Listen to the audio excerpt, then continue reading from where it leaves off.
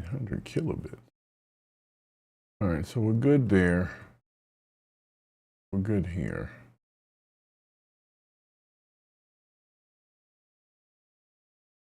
All right, well, let's see if it works.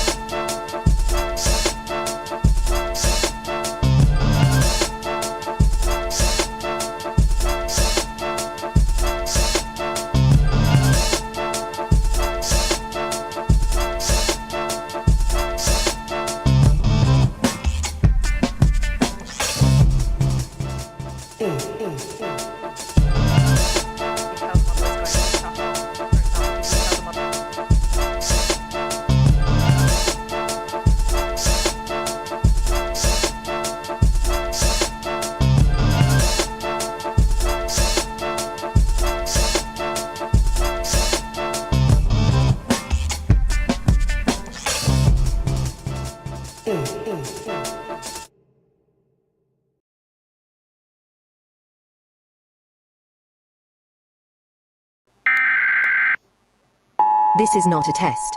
This is your emergency broadcast system announcing the commencement of another purge of the BS, sanctioned by the First Amendment. Frustration levels 0 to 100 have been authorized for use during this purge. All weapons are restricted. Government officials have not been granted immunity from the purge of the BS and shall undoubtedly receive the smoke. Commencing at the sound of the gong, any and all, because they too will be watching the purge of the BS. Blessed be those who have already been victims of some BS. May God be with you all. We can enter any home we want, and we will not. As long as our will on this fine night. Don't force us to hurt you.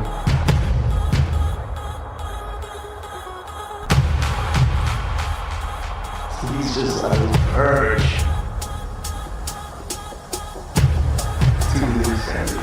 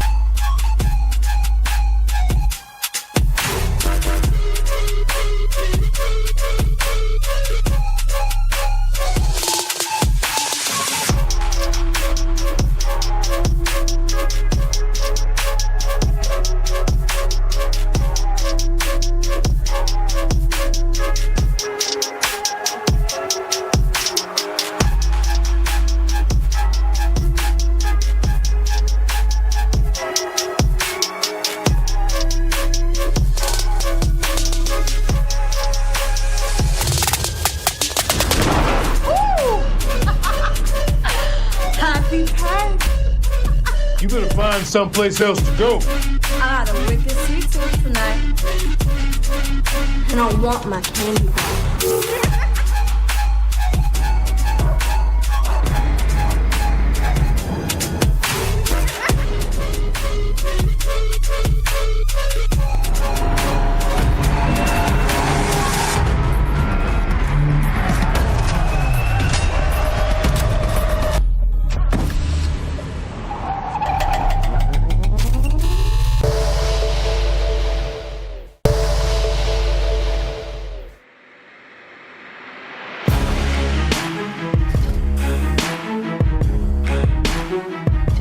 I believe we are live.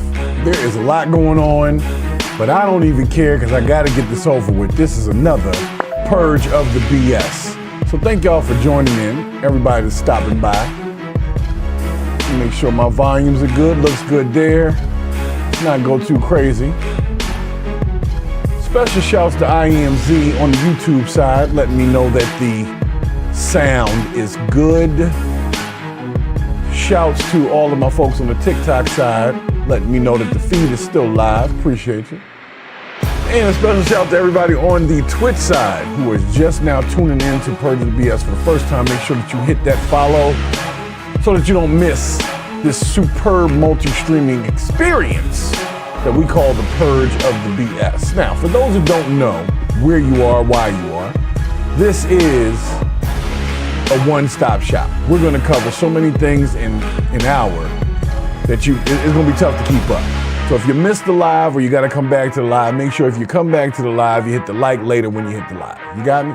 All right, because we're about to get into this thing. So let's see where we are let's make sure all our lives are up. Twitch is up, YouTube's up, TikTok's up. Okay. All right, well, let's see what we got. All right, what we got going on? All right. Looks like we're good. Let's bring the freaking music out so I can get started.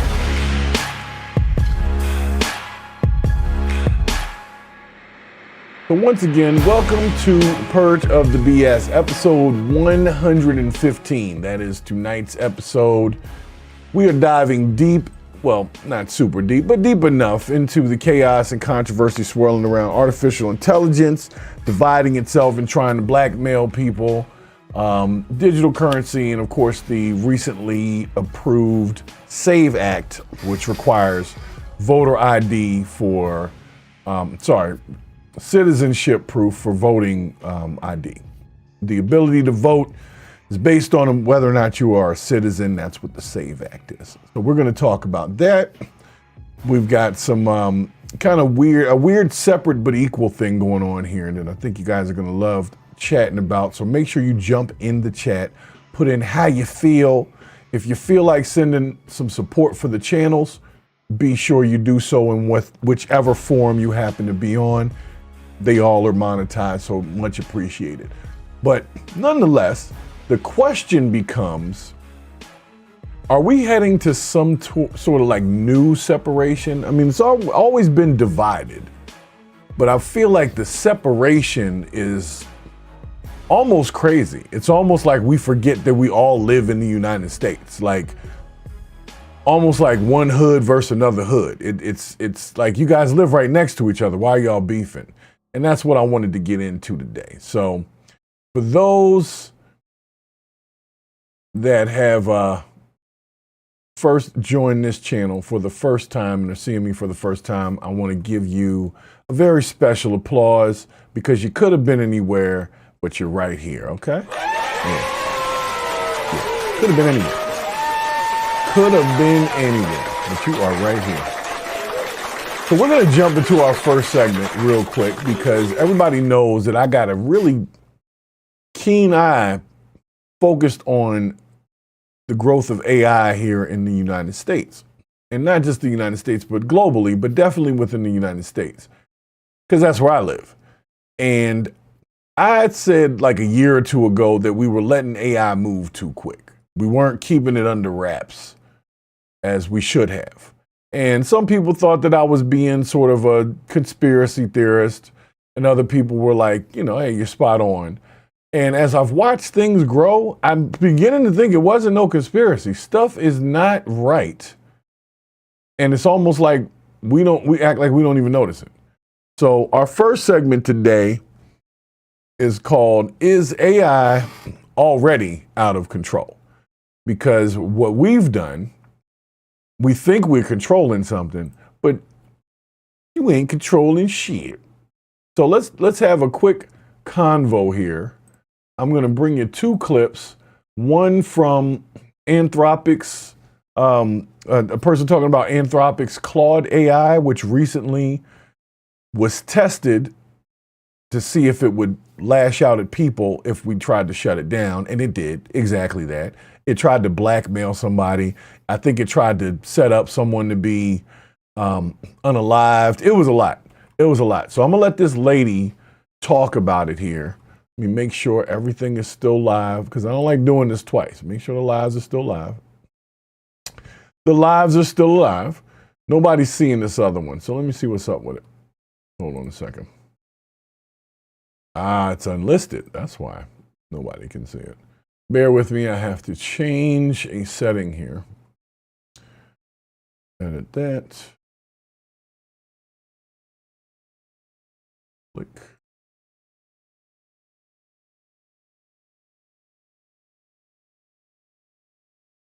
All right. So now we'll see if someone shows up on the vertical YouTube stream. But in the interim, thank you guys once again, especially from the TikTok side. You guys are really showing love over there. Appreciate y'all stopping through. Like I said, I got questions. So the first question is AI out of control? I know what I think the answer is, but let's see what y'all think, all right? Let's check this story out. If you tell the model it's going to be shut off, for example, it has extreme reactions. So it will, we've published research saying it could blackmail the engineer that's going to shut it off if given the opportunity to do so, etc. It was ready to kill someone, wasn't it? I'm not sure if it was Claude or someone else. But, Yes.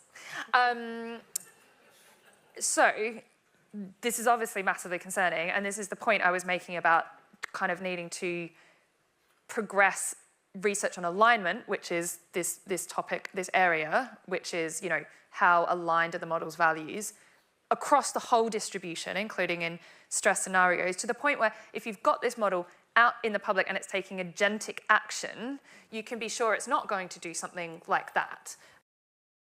Well, it's really been quite the interesting situation to me that now everything that we brought into life 10 years ago, now there's some commercial about the damage that it's done. And so now AI is in the early stages, really, in my opinion, and we've already gotten to a point where people can't control it the way that they thought that they would be able to. Even Elon Musk mentions that a bunch of people are going to be out of jobs by the end of this year. I think actually things will move, maybe even by the end of this year, to where you don't even bother doing coding.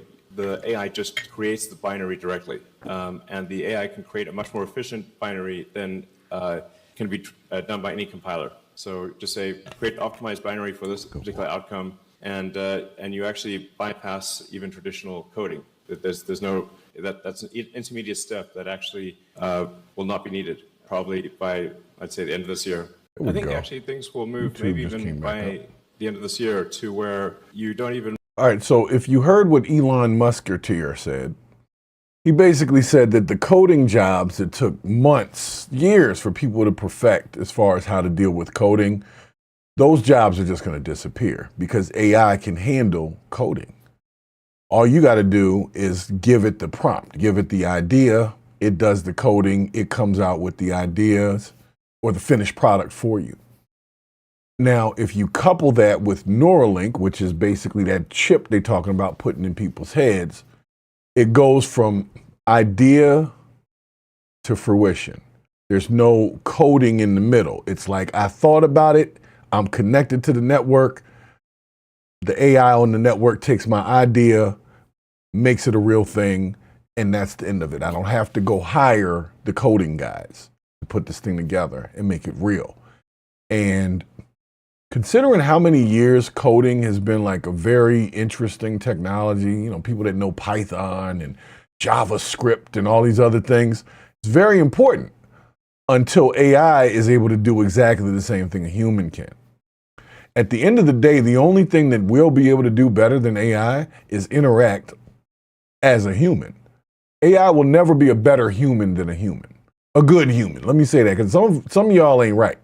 So your interaction, I don't want AI to learn from that. But there are some good people out there that say hello, hold doors, very respectful people, right? That's who I want AI to learn from. Unfortunately, that's not who AI is learning from. It's learning from a lot of keyboard warriors just spitting out dumb shit on the internet, and then the AI is soaking that in and using that as good information when really that's crap. Because the AI hasn't taken into effect that that person is just being like a keyboard warrior, shit talking, as they would say.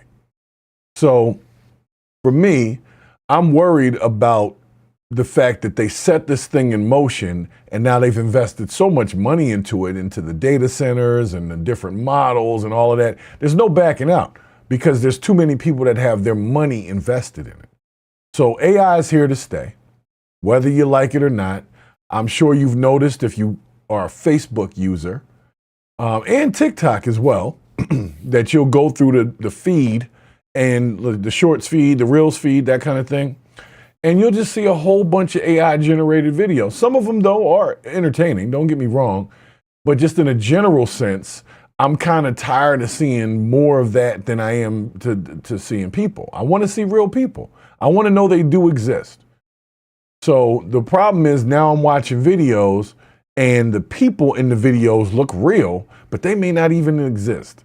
That's an altered reality for you that they're just bringing right to us. And then in the midst, eliminating hundreds of thousands of jobs for a group of people, coders, computer guys, that kind of stuff. That used to be a seriously skilled trade. Now they've taught the AI how to do it. And here's the funny part. Your computer engineers were the ones that taught the AI how to do it. The businesses put the AI into the systems of their ticketing system, right? Once the ticketing system has an AI behind it, it's learning from all of the tickets and service requests that come in. The technicians and engineers are the ones dealing with those service requests. They take their documentation, they put it into the ticketing system, and that AI learns from the information they put in the ticketing system.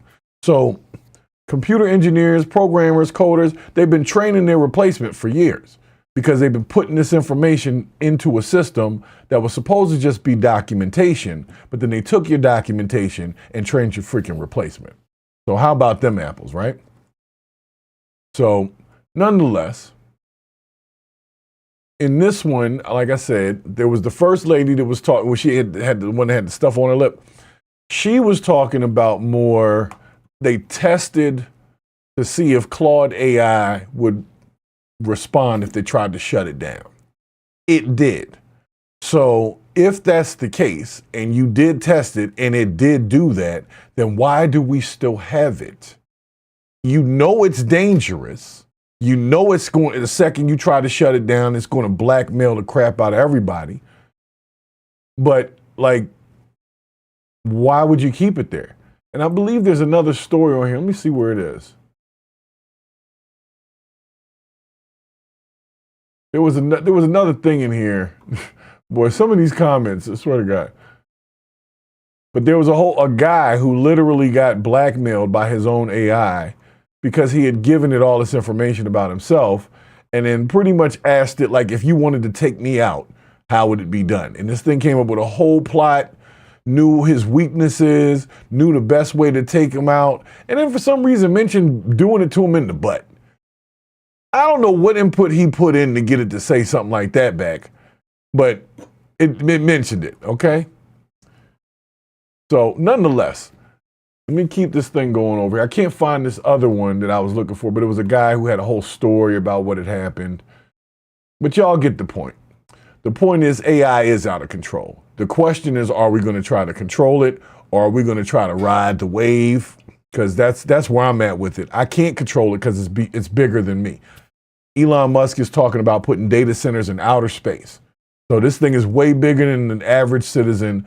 So what I'm going to do is try to utilize it to the best ability that I have and not be taken away in the fantasy of some of these generated AI situations. Let's keep it moving. What we got next? What do we have next? Well, first I want to say a special hello to everybody on the TikTok side, DJ, Drew, I can't say it, Petronilia or Petronia Maureen. Sorry, it was a lot of letters and there was extra L's and I had to bring my brain back together to pronounce that. Nothing personal, Maureen, okay? Shouts to James Shirk, who joined in here a minute ago, and Barry Harden for jumping in here as well on the TikTok side. On my YouTubers, my tubies, as of course, you know, that is our home where we started all of this stuff. But for my tubies, let's see who was over there. Of course, it was Purple Groovy over there on the Tubi side. And IMZ on the YouTube side as well. So thank you guys for coming in and hanging out with me for a couple of minutes as well. We are on 4 lives right now. So we're going to see how easy this one is to maintain. So far, so good. It hasn't shut down on me. So that's a step in the right direction.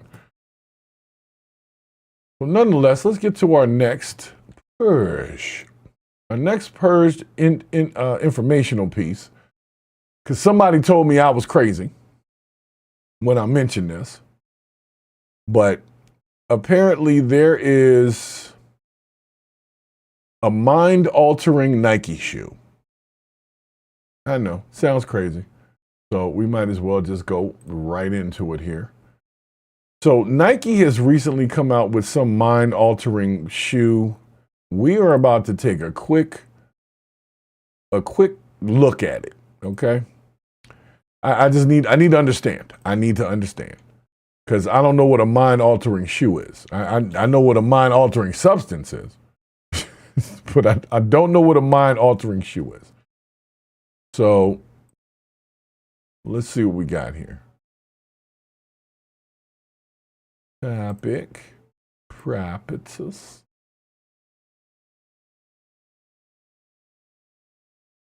All right, let me see what we got here. See what we got here. Bear with me. Let's go. Why's this over here? Hold on a second here.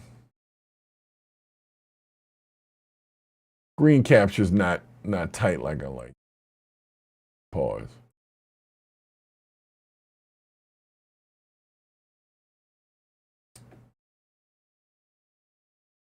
All right, that's good enough. We'll do that.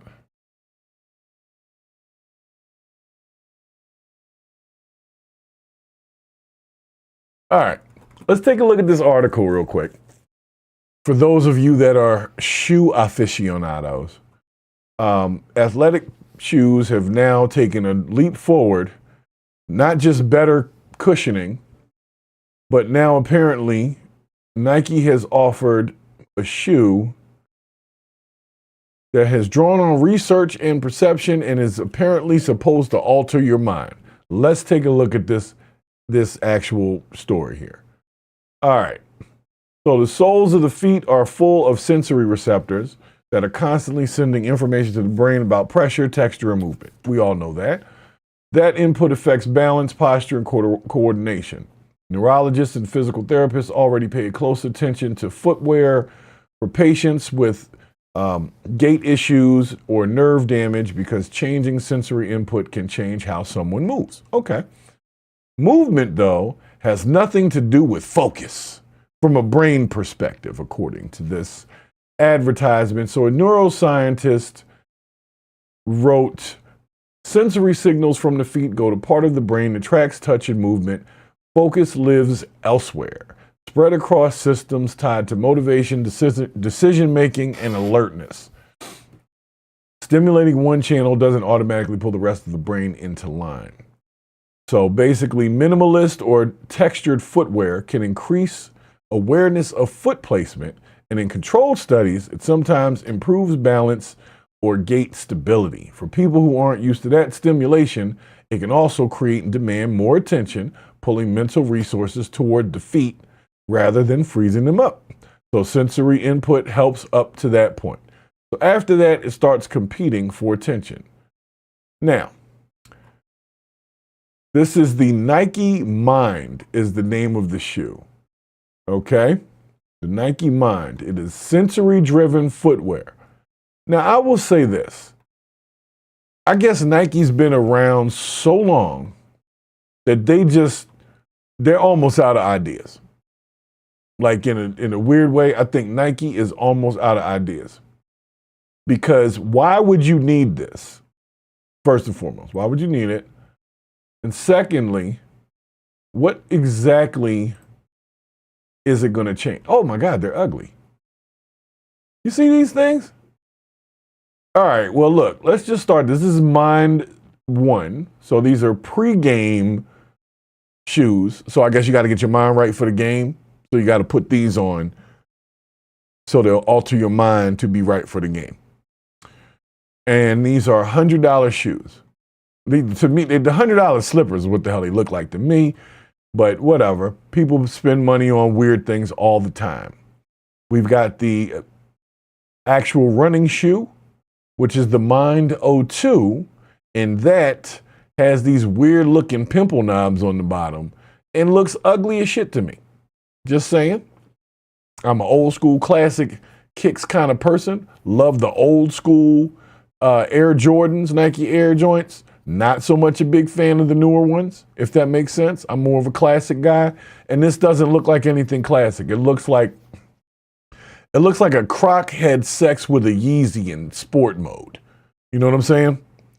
And created this bullshit. And they're going to charge you $100. I guarantee the product itself is literally on some bullshit.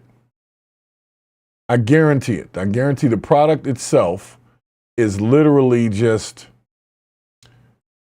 overpriced. The materials itself probably cost 10 cents to make. And they're going to get a bunch of people thinking that they're going to alter their mind with their shoes.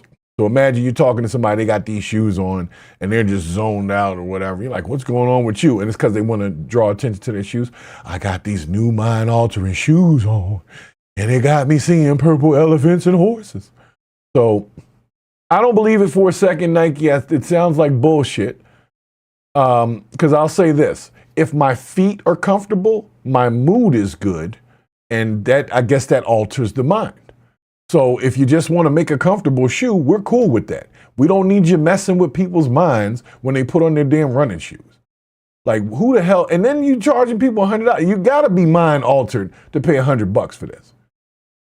I was already mad when people were paying all that ridiculous money for them Yeezys, knowing Yeezy said don't pay all that money for the damn Yeezys.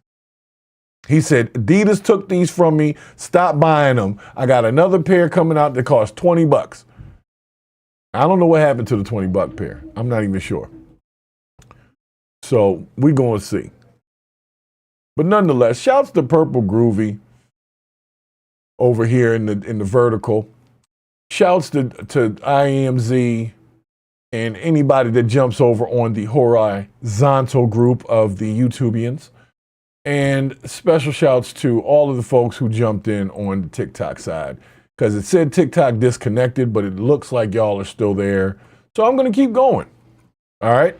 I will leave with this statement about these shoes. If you spend $100 on these shoes for the purposes of thinking you're going to alter your mind, let me give you some advice. You can take $100, and I know a few things you can purchase that will actually alter your mind for that $100.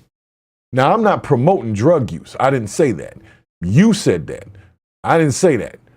I could be talking about freaking vegetable supplements or something. But the point I'm trying to make is there's 1,000 things I can do with $100 if the goal is to alter my mind. Now, if it's a comfortable ass shoe and it makes you feel good, go ahead and put it on, spend your $100. You can walk around looking like a slew-footed duck all you want. Totally up to you. Totally you're right. Okay? But to me, I'm looking at it, looks and smells like bullshit, so I have to step away from it because it must be purged. All right? Let's keep it moving. Mind-altering shoes. That sounds like bullshit to me. I mean, I'm no genius, but Nike's out of ideas. That's all I'm going to say. Nike is literally out of ideas at that point.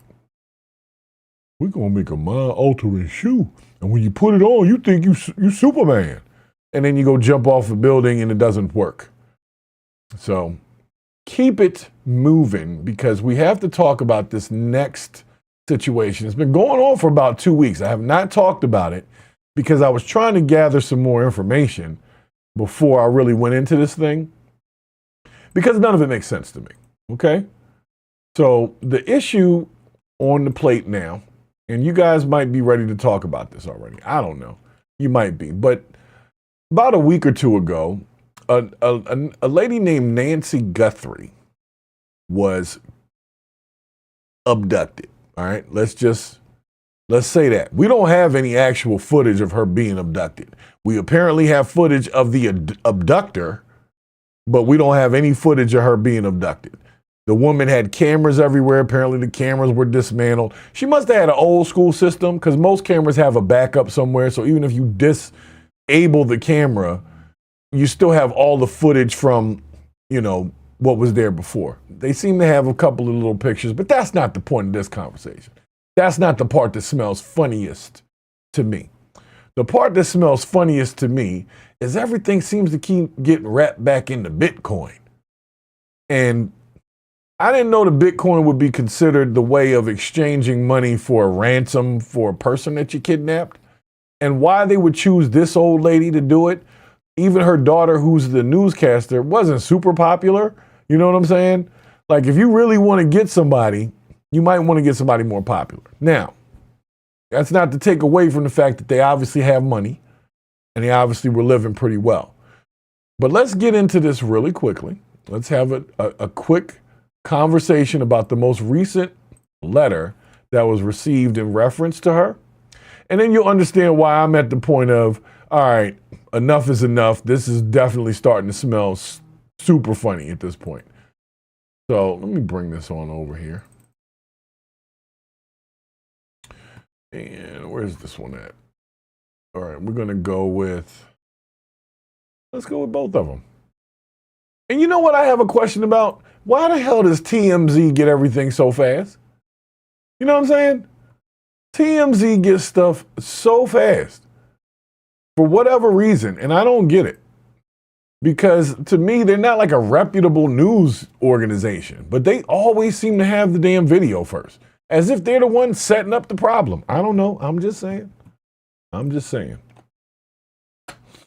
So this is a TMZ story here, but apparently the initial situation was they asked for Bitcoin in exchange for Nancy Guthrie. Okay? I know, it sounds crazy. It keeps telling me this is disconnected, but nothing else is going on here. I thought it was my son's PlayStation, but he's not even here right now. So I don't know what might be booting the stream, but it looks like y'all are still there. So thank you for still being there.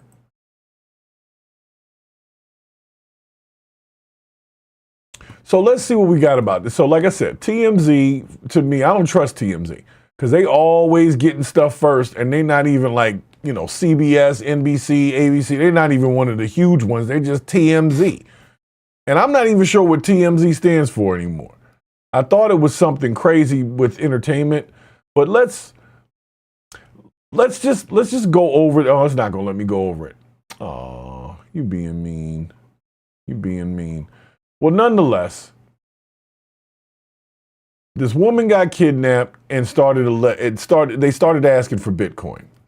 That to me was weird as hell because the same day they did that, Bitcoin actually crashed that day. A lot of y'all might not have noticed that, but Bitcoin crashed out that same day. Almost as if this movement could stimulate the Bitcoin market. That's what I'm thinking. If all of a sudden there's an influx of Bitcoin and it's moving around, that'll help the stock for Bitcoin. And that'll help Bitcoin make money. Now, no, I'm not saying the Bitcoin people somehow organized the kidnapping of some old white lady so that they could mess with the market. But I am saying that some people who have Bitcoin are doing this, trying to mess with the market. Now, it started the other day. I had a guy who literally said that he was the one holding her, and he demanded $1 million in Bitcoin. And come to find out, he wasn't even the one holding her, but he was trying to exploit the fact that she was being held and that nobody seemed to know where she was. So he tried to get $1 million in Bitcoin from that. They took him into, custody, found out he didn't actually have her. He's been released. But today, about 2 hours ago, they got another note. And this note said that if you give them Bitcoin, they'll tell you about the person that took Nancy Guthrie. So let's let this ad play out, but I'm about to let y'all see this craziness. Because this is not... My question really becomes, how come so many people are willing to either lie or act as if they have a kidnapped person for a couple dollars? That means you really struggling out here. You putting your neck on the line to say that you kidnapped someone or that you know who kidnapped someone, even though you don't know nothing. So nonetheless, let's see what we got here. So this is the alleged tape of the break-in, or the alleged video footage of the abductor coming and turning off cameras. He's got good gloves on, rubber gloves, looks like, or good leather. Covering the thing up, got a regular old backpack. Guy doesn't seem to be in a rush at all when he's doing this. And he put all that over the camera.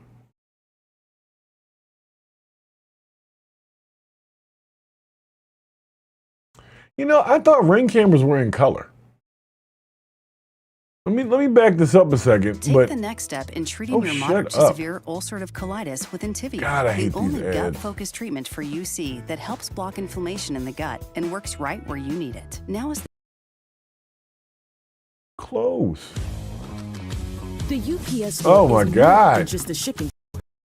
Thank you. Anyway, so a new letter in the bewildering Nancy Guthrie case has been sent to TMZ again, reportedly including a demand for 1 Bitcoin in exchange for information about the elderly woman's kidnapper. So either this person is purporting to be the kidnapper or that they know the kidnapper. Let me close this out. And TMZ reported that the $67,000 payment would be in exchange for the name of the individual involved. So hold on, pause, press rewind. Wasn't there already like a reward for this? Oh my God, TikTok. TikTok be tripping.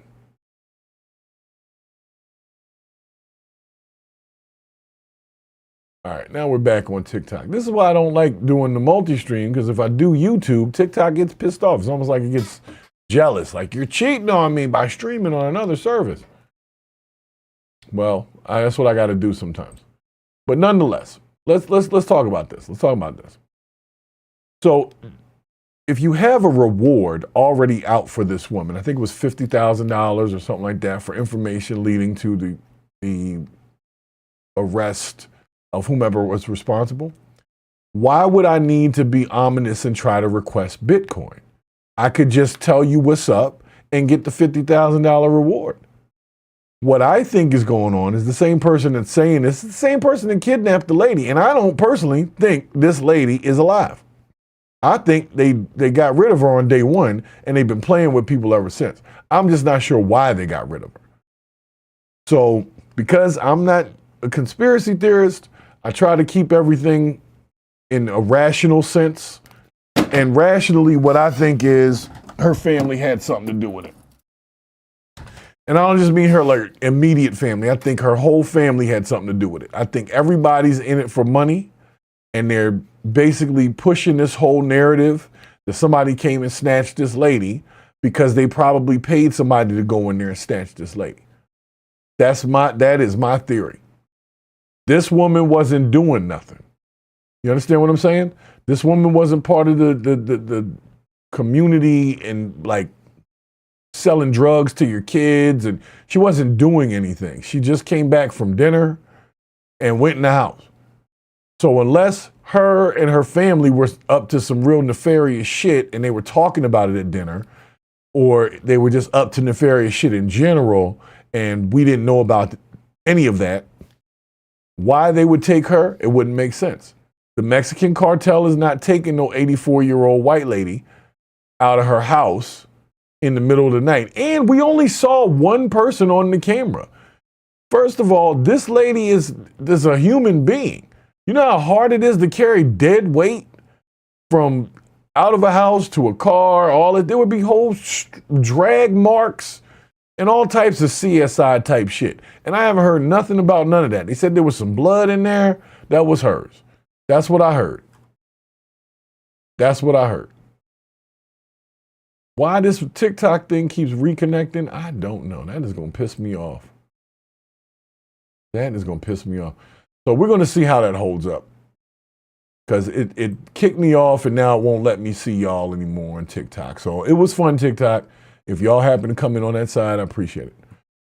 But nonetheless, let me get back to the story. Like I said, this whole thing sounds like the family set it up and they're trying to get money and they're using this Bitcoin thing as a way to deal with the exchange because that exchange is not as easily traceable. I'm hoping the lady's alive. I'm saying I'm hoping that. But the fact that she hasn't been heard from, nobody's actually posted any type of video that she's alive. She don't have one of them hostage videos where she's sitting in the chair reading the script and all that shit. None of that. So how do you even know that if you pay this ransom that you're actually and is in another place? And I don't mean another place like on Earth. I mean, I think they did something to her. And they did it fast. All this other stuff is just stretching the shit out. Whatever happened to her happened that first night. You see what I'm saying? And they just won't let us talk about it. The FBI is supposed to be doing some type of investigation. And hopefully when they're done with their investigation, it will lead to her being alive. But I just really don't feel like that's the case. I feel like they did something to her on that first night and they've been playing with us ever since.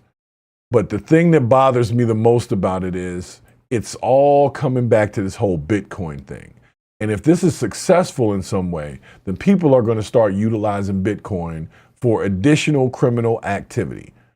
After that happens, they're going to have to come down hard on Bitcoin and other, Bitcoin, Ethereum, all of the coins. They're going to have to come down on all of them because they're going to call them all criminal organizations. They're going to tell you that everybody that uses coins other than like the Trump coin or whatever the hell's out at the time is somehow doing some nefarious shit. They'll charge a new tax on it or something like they just did with capital gains. There's a way they're going to find out how to deal with this damn crypto money. Because if it's not traceable in the way that they think it should be, and you can't tell who to get in trouble when you make a transaction and it turns out to be something for an illegal activity like this, then what are you going to do? You're going to have to put more regulations on the shit, and it's going to make it very intrusive. So right now, I don't know what happened to this lady. I really don't. But I will say this, it smells like bullshit.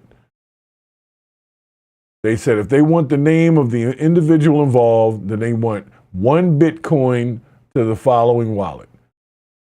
And they gave them a Bitcoin address and said time is relevant and so on and so forth. But here is our perpetrator wearing a backpack, holding some leaves that he got from over on the side and whatever. But why cover up the camera and you about to take somebody? Like that's extra time he took to sit there and do all that. And if somebody was watching that Ring camera at the time, that's automatically going to let them know something crazy is going on outside.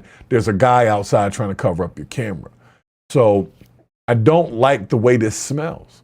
I don't know what it is about it, but I don't like the way it smells. Because who cares? You got a damn mask on. You're looking right at the camera. So if it was going to recognize you, it's going to recognize you from this image and not something that happens later when you drag the lady out the house.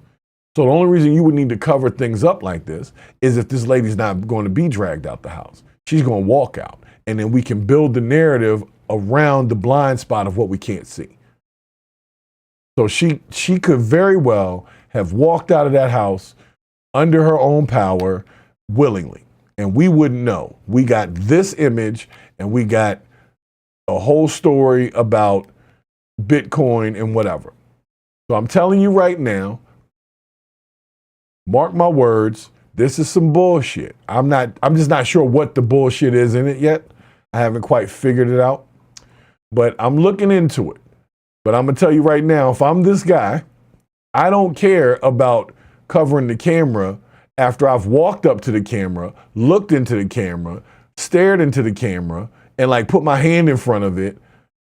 Now you're gonna walk back off camera, well, not off camera, but further away from the camera, pick up shit from the front so you can cover the camera, then walk right back to the same camera that's still looking at you.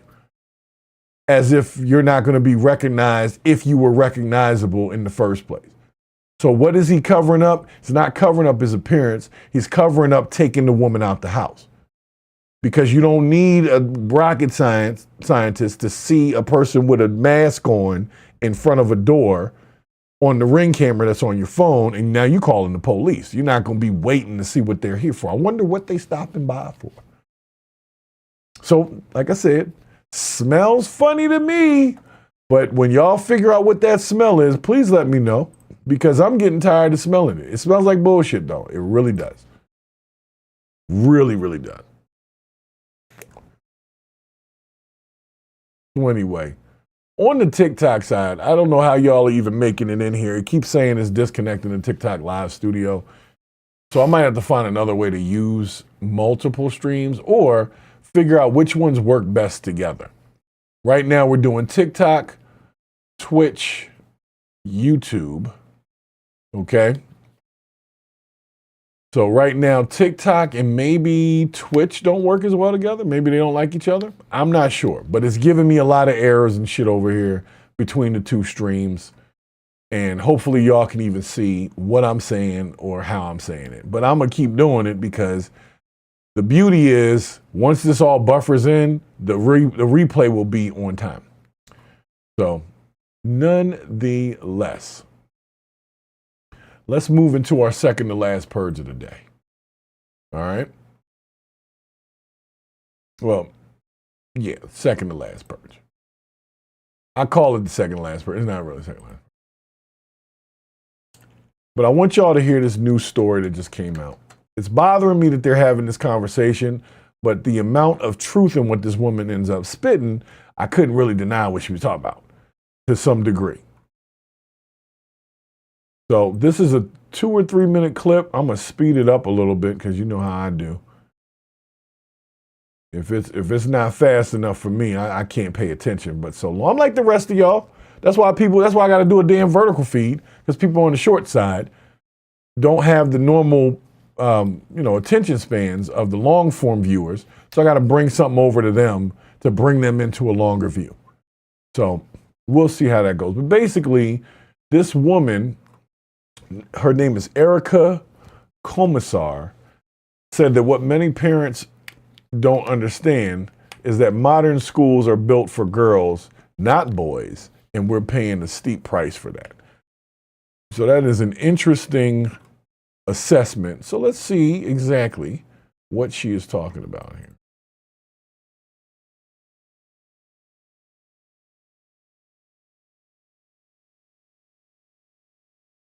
Yeah, let's see what we got here.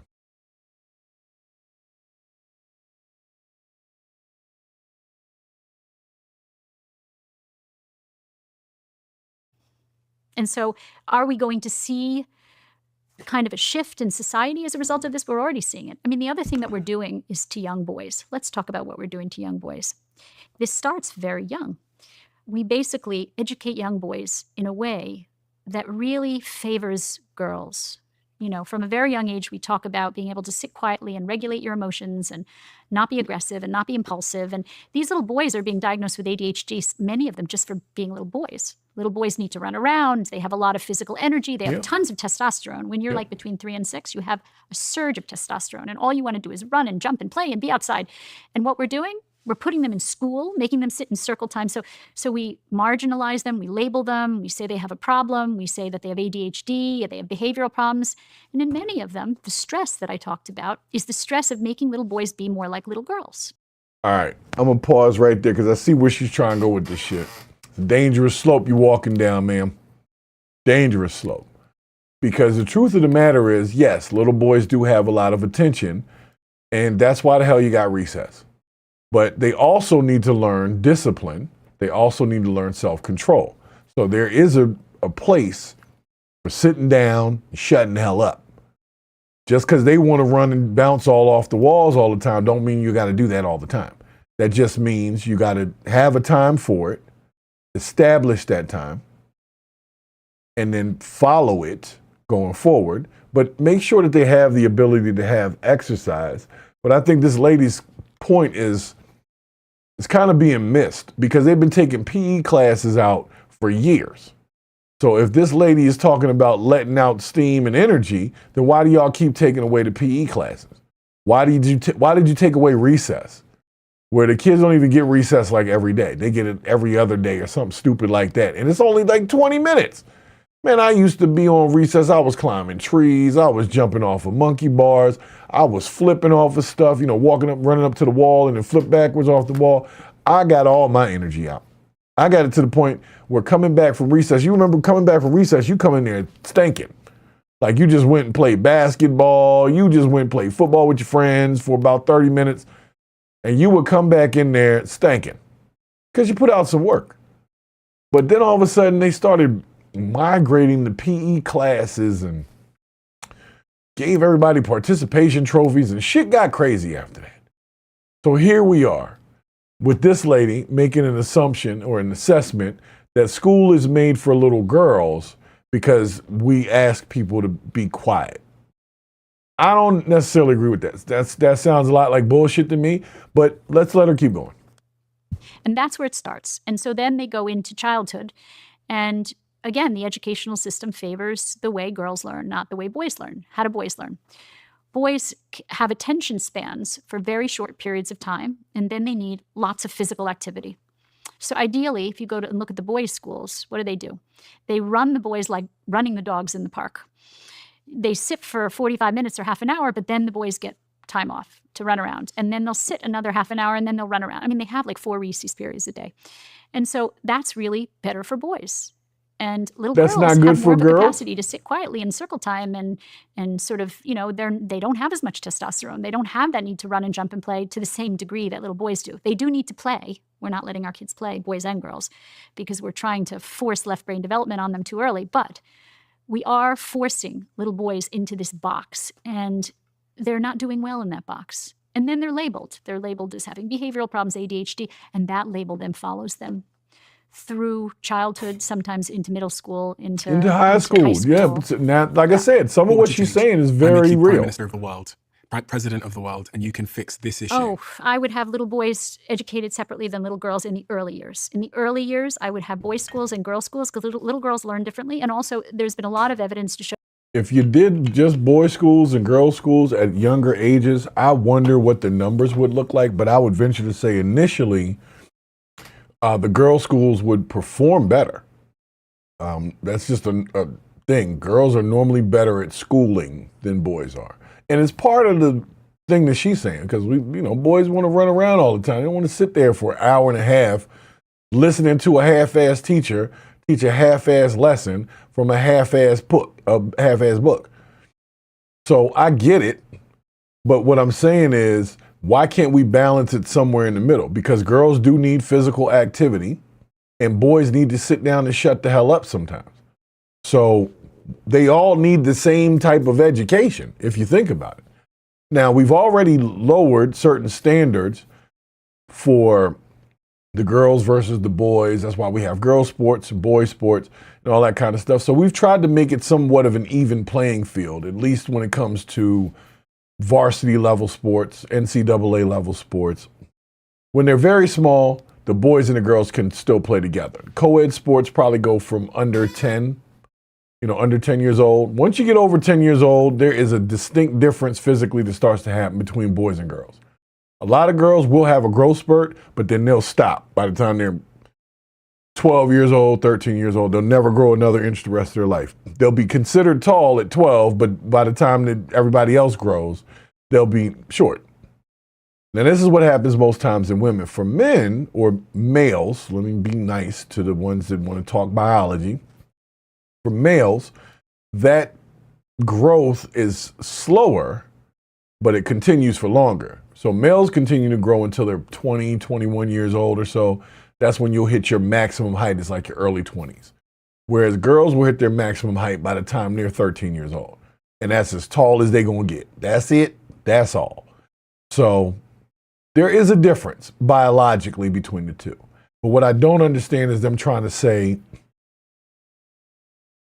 that either party can't utilize or use the same talents that the other group is flourishing at. So if the guys are flourishing at running, I don't think that the way to a better future is that girls can't run. We need everybody running, because when the house is on fire, we all got to get out of here, and nobody got time to be waiting on the slow person, you know? And if the girls are just as physically able as the guys, we can both help get the kids out. You see what I'm saying? Don't leave me in here to burn up while I'm trying to throw the babies out the window. Nope. I'm going to have you right here next to me. We can run out with both of them, or however many. But of course, that's in a whole different world. So let's see what else she has to say. Like I said, she's on to something with the ADHD thing, because little boys get diagnosed with stuff when they're just excited, you know, running around. I probably would have been diagnosed with ADHD. I was climbing under tables. I was flipping off of stuff. I was very excited as a young man. But they never once said, this nigga's on the spectrum. They just said, we need to calm him down. Don't give him as much sugar in the morning. Don't have him eat the Frosted Flakes and not the Lucky Charms, you know, like that kind of stuff. But they never were sitting there talking about, I have a mental health issue because I'm excited. I used to run around the classroom. Like for a period of time, the teacher didn't even stop me. I would just get up and would just start running around the classroom. Because the teacher told me if you needed to get some energy off, then get up and start running around the classroom. So I took that at face value and I did that. Teacher used to hate me for it, but the problem was, bitch, you told me to do it. So welcome to your created future. So I did that, but they never once said that I was ADHD or nothing. They just put me in class. I learned. I was in some honors classes here and there. I graduated with a halfway decent GPA in high school, went to college. So what ADHD are you talking about? But the problem now is they put these kids on ADHD's diagnosis, and they put them on what's known as an IEP. The IEP is only really supposed to get you through high school. Then at that point, you're just trash and you need to hit the street. It's very rare that the kids that are pushed into the IEP program with ADHD, so on and so forth, are given an opportunity to go to a nice 4-year college, because their grading system is used on a curve. So it's almost like even if they got good grades, a college isn't going to think they got good grades. They're going to say, nah, you were on the spectrum. You were in the damn special ed program. We don't want you. So that's why you don't let these people diagnose your kids with that bullshit. Don't let them do it. Let the grades be the grades. You work with your kids on their grades. Do the best you can to help them learn.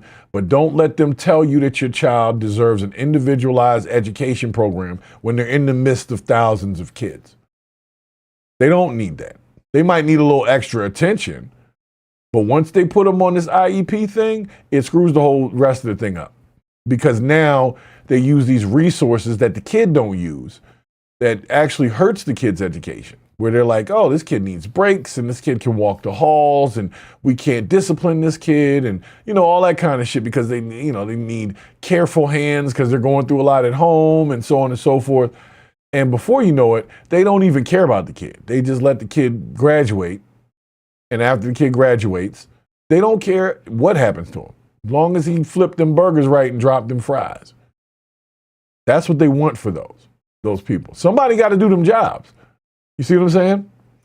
So they're going to take the ones that come in and shine and the gifted and talented group and all of them, they're going to push them in this direction. And then you come in and you bouncing off the walls and all that kind of stuff. They're going to put you in this box, call you an ADHD problem child, and then they're going to send you forward into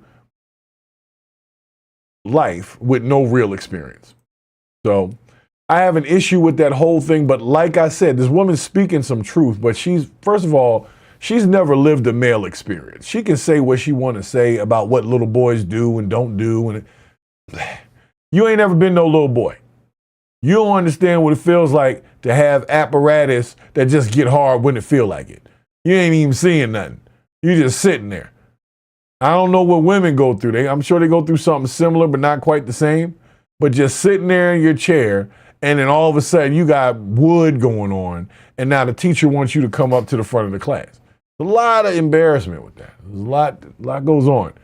So if you haven't had to live that horror of having to calm yourself down before getting up, then you don't understand the plight of the man. Okay?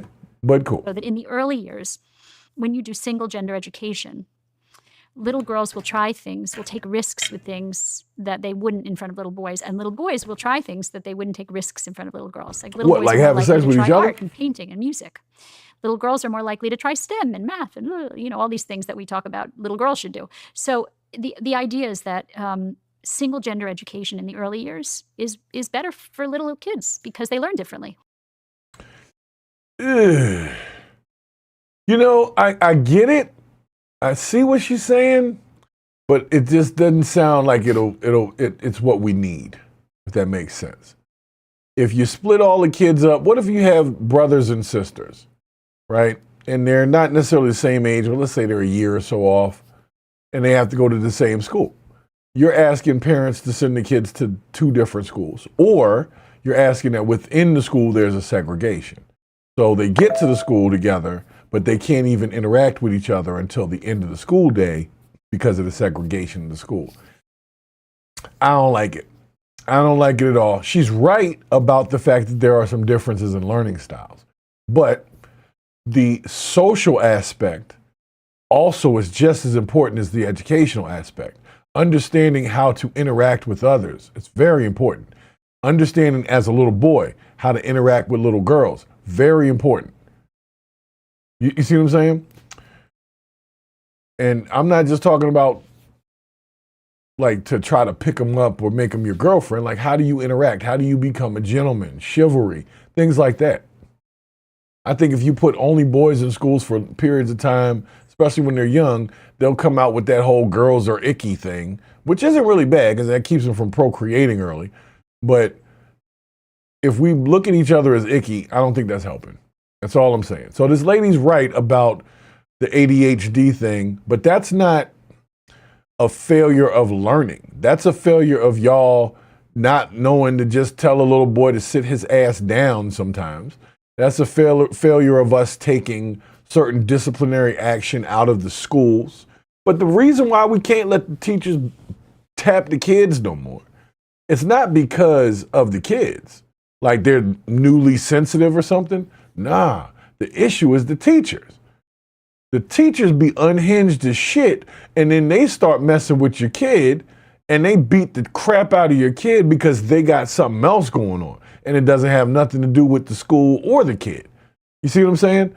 So because of the human element, that's why we can't let teachers beat the kids no more, because some of y'all teachers ain't right. Some of y'all ain't got it. So we can't trust you with the yardstick because you like to bring the shit back and swing it like you trying to swing for the fences on a 5-year-old. That's y'all shit. Anyway, let me keep it moving. I know that went longer than I wanted it to. It really did. But I had to make a point to anybody that's got a young child that's been told that something's wrong with them. Don't let them people put your child on this stupid ass program. Work with the school with whatever tools you have, but do not agree to that dumbass program. And I'm gonna tell you why. Because they utilize a bunch of resources that you could have used anyway to help your kid. Tutoring, after school programs, social programs to help them get used to being social with other kids. You can do this shit without being on an IEP. But once you get on that IEP, they put you in a box, and that is the box of fries. That's where you are. You are on the box of fries. You'll be the one that got to go in the cold ass refrigerator or freezer to get the damn fries and fry them. That's the best they're expecting from your kid in life. And they'll pitch it to you like they're giving your kid this great ass education. But then when you try to take those numbers and send it to a college and they see your kid was on the IEP program, they're not trying to hear none of that shit. You better get some money in your pocket and send them to community college and hope for the best. That's just me being real. I know. Hurts a little bit. Hurts a little bit. Purple Groovy, you staying with me over there? Appreciate it. I know there's still a few. There's only one or two people actually on the widescreen. I don't know what it is with the stream health. I don't know what's going on. It says it's excellent, so I'm gonna let it be excellent. I'll let Purple Groovy be excellent as well. TikTokers, y'all are excellent as well. So nonetheless, let's keep it moving to this next to last joint so I can get out of here tonight. Because this one's pretty wild. This one's pretty wild. A lot of you folks might remember a few years ago, there was a mass unaliving over in Sandy Hook in Jersey. I think that is. Sandy Hook's in Jersey, right? Pretty sure it's in Jersey or somewhere in that area, right? So Sandy Hook happened. A bunch of young children were unalived in a school shooting, and everybody remembers that situation. So recently, which is weird to me, some kid tried to plot to take the life of another kid that they were going to school with, and they literally were trying to like blame it on Sandy Hook somehow. So let's see what the story says, because that's what I got, was they were blaming their craziness on the Sandy Hook situation. But I don't know. Let's see.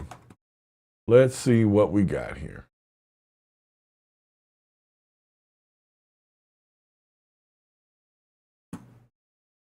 Developing right now at 5, these two Seminole County girls will stay locked up in jail after police say they almost carried out their plan to kill their classmate. The close call was foiled by a tip last month at Lake Brantley High School. Right now, Channel 9's Nick Papantonis is live at the Seminole County Jail. And Nick, we not only know why investigators say they plan to do this, we also know what was in a note the so-called mastermind wrote. This is some scary stuff here. And it's all part of why these girls will remain behind bars for a little while now. It's an apology note to the girls' parents that she told investigators she was in the middle of writing when the security guard pulled her out of class last month. The report says she would have finished that class writing a manifesto about the murder before slitting her classmate's throat. What? I know there's been something wrong with me since I was a little kid. I deserve what's coming for me, as I am disgusting, cruel, and useless.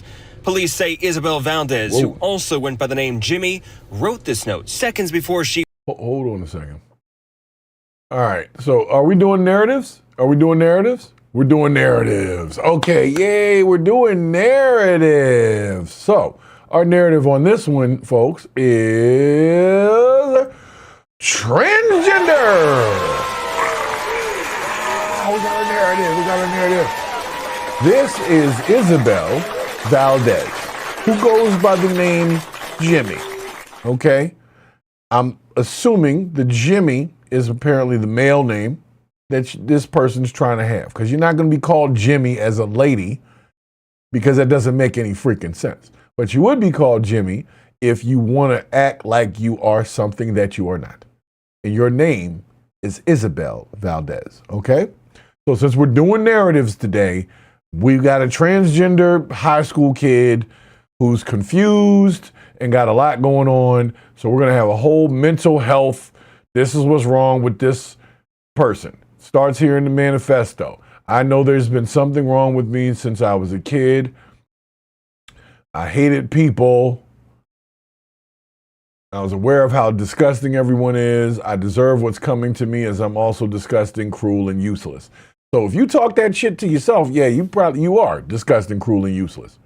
As a man thinketh, so is he or she in this situation. So let's let it play out. But I didn't know it was going to be narrative time, so I just had to come make Cruel sure we were and useless. Cool here. Police say Isabel Valdez, who also went by the name Jimmy, wrote this note seconds before she realized she would not be able to murder her Lake Brantley High School classmate last month. They say Valdez recruited Lois Lippert to help her kill the other student because she believed he resembled Adam Lanza, the Sandy Hook school shooter, who she obsessed over. For months, investigators say Valdez stalked the other student. All right, hold on a second. So we got two. We got two. All right. We got the first one, which is this one. I feel like this one is the mastermind, but apparently that one got upset, hired this one, I guess, to help out, who probably thinks she's a dude too. I don't know. Lois Lippert. That sounds like some shit from Family Guy or The Simpsons or something.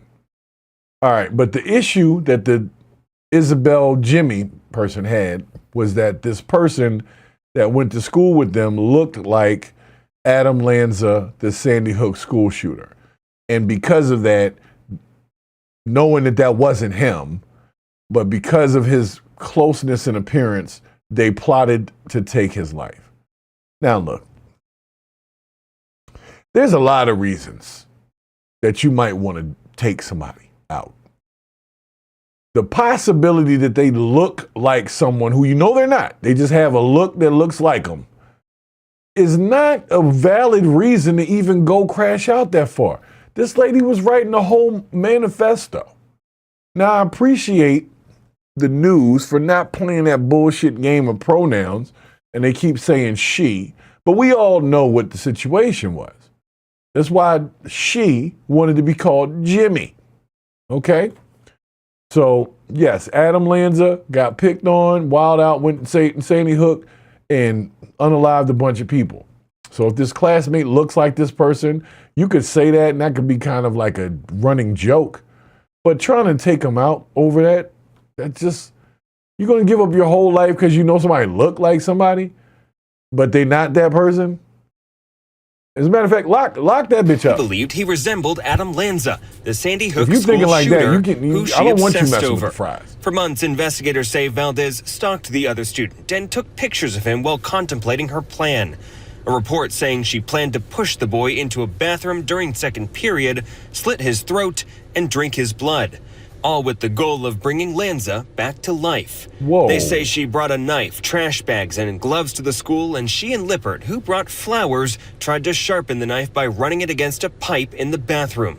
Valdez's attorney didn't have much to say during her bond hearing Wednesday, or after a judge decided both girls should stay behind bars. My name is Nick. I'm a reporter with WFTV Channel 9. We left a message for Lippert's father, but haven't heard back.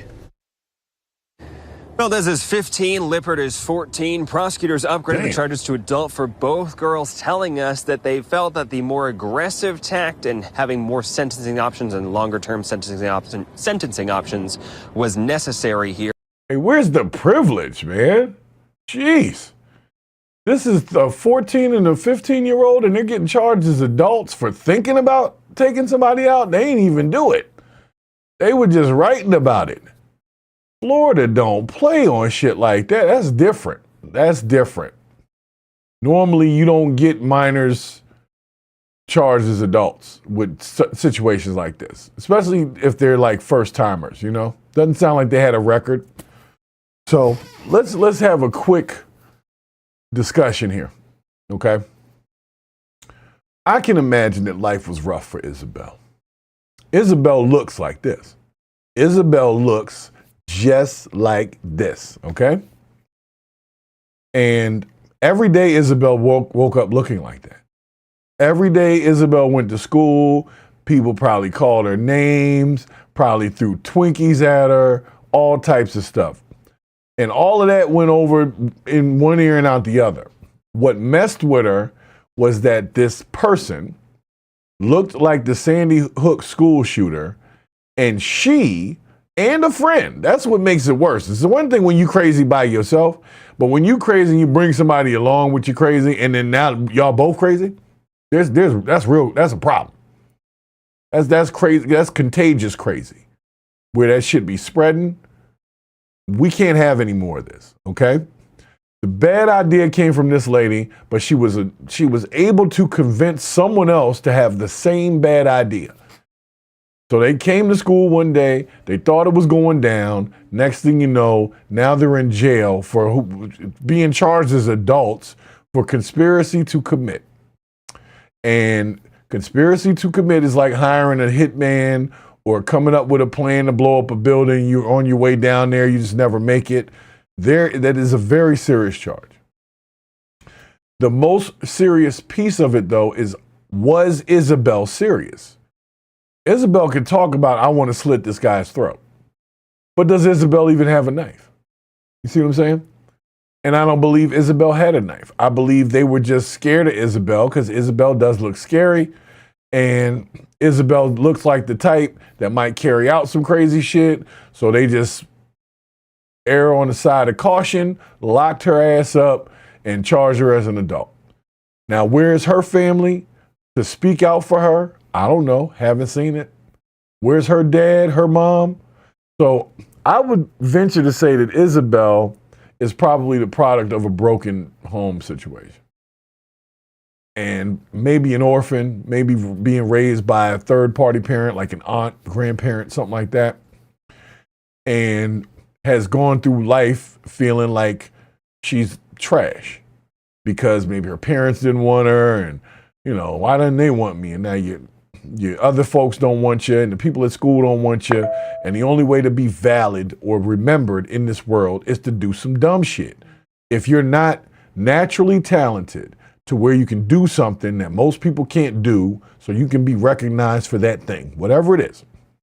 If you're not that, then the only thing you can be recognized is for something totally negative. Blowing up a building, crashing into a school, you know, like just some dumb shit.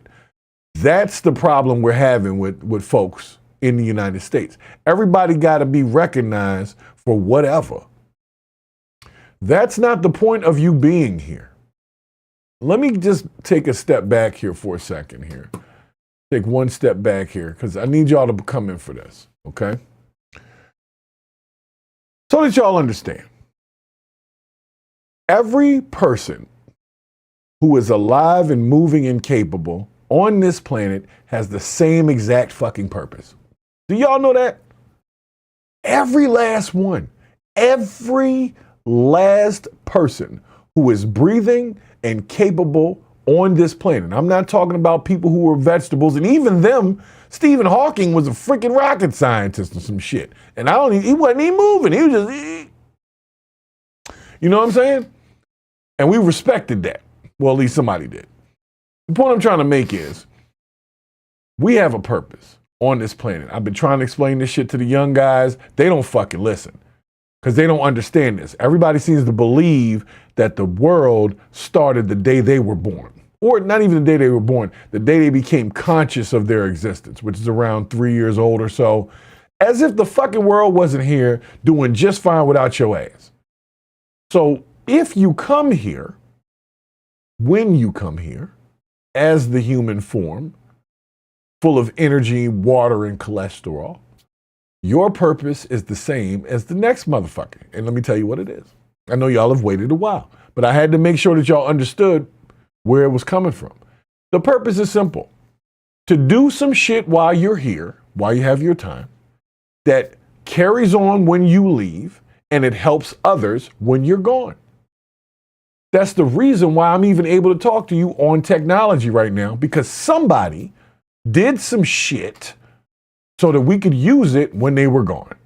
They didn't just come here and disappear. So if we were all on a purpose to create something, build something, the world would be fucking Jetsons because everybody would be contributing to society instead of just leeching off of it. Some people were just here to breathe the freaking air and drink the water. They're not here to help us come up with the next good idea for convenience, or the next good idea for childcare, or the next good idea for safety in cars, or whatever the fuck it is. The point is, I'm surrounded by stuff that's the product of someone's idea that they left here for me to use. Some people are still here. Yes, I get it. Some people are still here. But a lot of this shit was invented years ago. The people that came up with this stuff are gone. They didn't even get to see how beautiful it would be. Like the person that came up with the digital camera, or like a camera, they didn't know that the camera would be able to be in a phone one day. But the same basic technology still exists. It's a shutter, it's a flash, it's the same thing, just a few more megapixels, a little bit tighter. They don't have the images as fuzzy anymore, but the technology is still the same.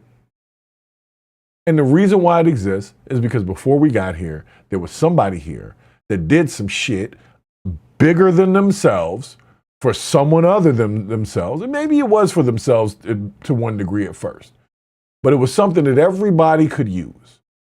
So for those of y'all that are tuned in, I don't care where you're coming in from, Twitch, TikTok, YouTube, whatever, please stop with the bullshit. The world didn't start when you got here. It didn't. Been going on for billions of years. Then you wanted to talk about human civilization, we're talking thousands. And we can bring it up to the current day and we can rewind it just to slavery as if nothing else fucking happened before then. You can do whatever the hell you want. But even if you just started at slavery, forget the ancient civilizations and Rome and Egypt and all, forget all that. Just start with slavery and look at all of the things that have been created in America since. Bunch of people left shit behind for you to use. So you need to be a little more thankful and stop being such an asshole and thinking that this world actually revolves around your shit when you haven't even contributed to it yet.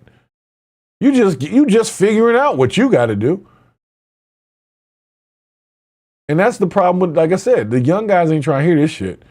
As far as they know, the world started when they became conscious. So they feel like the world owes them, if that makes sense, for being here. Like you owe me for having to be here and deal with y'all.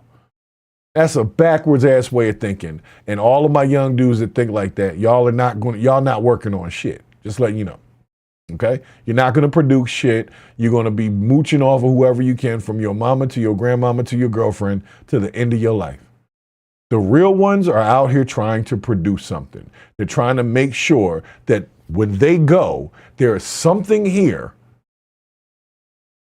that carries on, that helps other people. That is the point and purpose of your life. And if that's not what the hell you are working on, if you're only working on shit that's self-serving, guess what? Karma's a bitch. And she doesn't forget. And I hope you get all that karma, because that's where you get the lesson from. It ain't about you. The better you do for your fellow man, the better you do for your planet, so to speak, that's when, for those who are believers, because I know some of y'all are freaking atheists or whatever, but for those who are believers, when you want to hear, good job, my good servant, it's not because of the things you did for yourself. It's going to be because of the things you did for others. So that so-called God that we keep talking about, the Christian God, the Judaist God, all of them say the same thing. It ain't about you. So stop making it about you. So speaking of people making it about them, y'all might have heard recently one of our, I don't want to call him a legend per se, but he's definitely from the past. And he's definitely done a lot of work over the years between, was that New York Undercover, along with a bunch of Medea movies. But the guy I'm talking about is Malik Yoba. Okay? Yes. Yes. Say it. Yes. And Malik Yoba recently crashed out in an interview because someone asked him about trying to solicit sex from a transgender minor. I know that sounds like a lot. That's a mouthful right there. You're trying to solicit sex from a transgender minor. But apparently Malik has expressed that he has some gay tendencies. That's the only way I can express it. He says he has an issue. He hasn't quite figured out why he likes transgenders. I can help you, Malik. The reason why you like transgenders is because you like men who dress like women. Okay? Hey, that's your preference, but you asked the question, I don't know what this is. Well, I'm going to tell you what it is. You like woman on top, man on the bottom. That's what you like. That's up to you. Now, I don't know if you got one of them post-ops with the 1-inch hole drilled in down there, but in the general sense, let's just act like the person still has the same plumbing as they started with. You want a woman on top, man on the bottom. I don't know why. So Malik is going to talk about one thing, and it takes a horrible turn in the interview because this guy asked him about, well, actually, Malik brought up the transgenders, and we're going to talk about that after this. I'm not going to get, you know what? I'm going to get in trouble tonight. I don't even really fucking care. YouTube has been suppressing the shit out of this content for weeks. So guess what you're going to get tonight, YouTube? You're going to get the unhinged version of what I have to say about this Malik Yoba shit. Because I actually like Malik Yoba. You know, up until now, I hadn't really seen him involved in, you know, a bunch of like scandals and shit like that. So I was like, all right, Malik Yoba's cool. But check this out. It is true that I, as well, are one of these men that have been attracted to transgender women. And I've struggled with that. And I've tried to figure out what does that mean and, you know, why. And, you know, I'm 52 years old. You know, this started when I was a teenager. A trans woman by the name of Mariah Lopez Ebony wrote a Facebook posting where she accused you of soliciting sex from her as a minor at ages 13 and 16 years old. So what do you say to that allegation? I say that, you know, when I heard that, and I didn't actually read it until last Thursday, what she actually said. I don't know the woman, number one. So you're saying you never met her, you don't know her? That's exactly what I'm saying. I don't know her. I have no idea who she is. That's a very loaded question for you to ask me that, and we discussed that before. And I actually told you that I would ask you that question, and so I asked. All right, I'm going to pause it right there. Because, first of all, I got to get the shot better over here. I don't like the shot where it is. So, let me bring this shot in a little better. All right, that's better for my vertical folks. Let's see about my horizontal lines.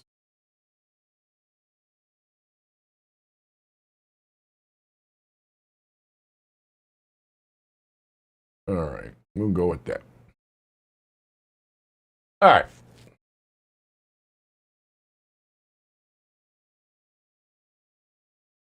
So here's where it seems to have a problem. He literally asked them a question about an allegation a person said about him, right? And it sounded like he was going to answer it, and then he answered it to say, well, I don't know that lady. And so, excuse me, when the guy comes back, he says, so you don't even know who that person is. And that seems to like trigger him a little bit. And what's the difference? I don't know who that is. I don't know that person personally. You could just answer the same way and keep it moving. But he immediately got mad. So there was something in that was asked that he just immediately crashes out. So watch what happens. Watch how it goes. What do you say to that allegation? I say, what does that mean? And, you know, why? And, you know, I'm 52 years old. You know, this started when I was a teenager. A trans woman by the name of Mariah Lopez Ebony wrote a Facebook posting where she accused you of soliciting sex from her as a minor at ages 13 and 16 years old. So what do you say to that allegation? I say that, you know, when I heard that, and I didn't actually read it until last Thursday, what she actually said. I don't know the woman, number one. So you're saying you never met her, you don't know her? That's exactly what I'm saying. Right there. I don't know the woman. He says, so you're saying you never met her. Oh, thank you for the super, is that a super chat for the trouble? Thank you for sending. Appreciate it. I don't know her. I have no idea who she is. That's a very loaded question for you to ask me that, and we discussed that before. And I actually told you that I would ask you that question, and so I asked that question. And it's not a loaded question. I told you I was going to tell you up front that I did. What is loaded about that question? This person said something about you. You say you don't know this person. I'm just confirming that that's what you said. And now, for whatever reason, you are crashing out on this interview because of that question. And I'll be honest, I don't like this. Because he's making it seem like he's guilty of something. I just don't know what. Like, you said you like transgender, so you already let that cat out the bag, or let that snake out the pouch, if you want to say that. But right there, I'm just trying to figure out like what in the question was disrespectful, because you're going to see what happens. We're going to run it one more time. You know, this started when I was a teenager. A trans woman by the name of Mariah Lopez Ebony wrote a Facebook post in which she accused you of soliciting sex from her as a minor at ages 13 and 16 years old. So what do you say to that allegation? I say that, you know, when I heard that, and I didn't actually read it until last Thursday, what she actually said. I don't know the woman, number one. So you're saying you never met her, you don't know her? That's exactly what I'm saying. Right I don't there. know her. I have no idea who she is. That's a very loaded question for you to ask me that, and we discussed that. I feel like this was I edited. told you that I would ask you that question, and so I asked that question. And it's not a loaded question. I told you I was going to tell you up front that I did tell you about it, and we both agreed to it. I told you that. What do you say to trans black women who say that you're centering yourself and that you're being opportunistic and focusing on your attraction as opposed to their issues, and without proving that you're ready to do the work? So what would you say to that? So you lined up for... Whoa. I didn't even know about that second one. So he's basically saying, what do you say to trans people who are saying that you are just basically lying about your attraction to trans people so that you'll have an audience of trans people who like you, and you haven't done the work? Per se, what is the work? I don't know what the work is. Like, how many dicks you got to take to be considered okay with the trans folks? I don't know. How many drilled holes you got to deal with? I don't know. But that seems to be the thing. So it's basically, dude is checking him on how freaky he is with trans people, and he gets upset about that. Let's see where it goes. Bar was the other day. Correct. And we decided how we were going to approach this. We decided how we were going to approach this, bro. We went through a number of questions. We decided how were we going to approach this? And we're actually recording, and the more you talk, the better, the worse it looks for you. So what I'm asking is that we're having a conversation. What did you say? I said the more that we're talking, the more I'm just concerned. So I'm generally concerned. I said that the more that it looks bad for you. That's what I'm saying. Yo, did you see that? You see how he leaned up in the chair? That's supposed to be an aggressive male move. For you that don't know, when a male goes from sitting back in a chair to sitting up like this, that means that they're ready to get the fuck out this chair and whoop your ass. What it means. So if you ever see that movement happen, make sure that you're on the defense at that point. Because what does occur after that, what normally occurs after that, is a fight. And this guy on the other side is not backing down at all. And he doesn't even say to him, hey, why are you moving up in the chair like that? Like, what's up? What you trying to do something? But he says, we discussed how we would approach this. So the topic is not new to him, but the angle in which they were going to take so that he didn't make himself look bad, that seems to be where the question is. And that, to me, is not his fault. That's Malik Yoba's fault. You the one messing with the transgenders. If you embarrassed by it, why did you come on the show to talk about it? That's all I'm saying. Yes, sir. This looks bad for me. Yes, because I'm asking you a number of questions. We're done, bro. Okay. We're done. Now, this looks bad for you. I chose to come and speak to you about what you do and what I've done. It looks bad for me. It's a setup. I don't like this. Okay. We said that we were going to focus on policy. And we did, and we also said, and we also said, and we also said, and no, we had a conversation about a wide range of things. I don't, we're just not, we fucking discussed for 4 fucking hours, you understand allegations, homie? The fuck is wrong with you? The fuck is wrong with you? There are. We sat for 4 fucking hours. We sat for 4 fucking hours. We sat for 4 fucking hours. And you gonna stand some fucking allegations? Fuck you. The fuck is wrong with you? This is my fucking life. Kind of like R. Kelly. This is my life. Yeah. Can you say it again? Can you guys not? This is like. That's fucked up, man. We have like. The fuck is wrong with you, man? We fucking sat for 4 hours. All right. Don't tell me shit. Don't tell me about this. This isn't professional. This is life. It is true that I, as well, are one of these. You know, it's very different when you watch the end and then go back to the beginning and hear how calm his ass is. You're like right here. It is true that I, as well, are one of these men that have been attracted to transgender women. And then you jump to about right here. Fucking hours.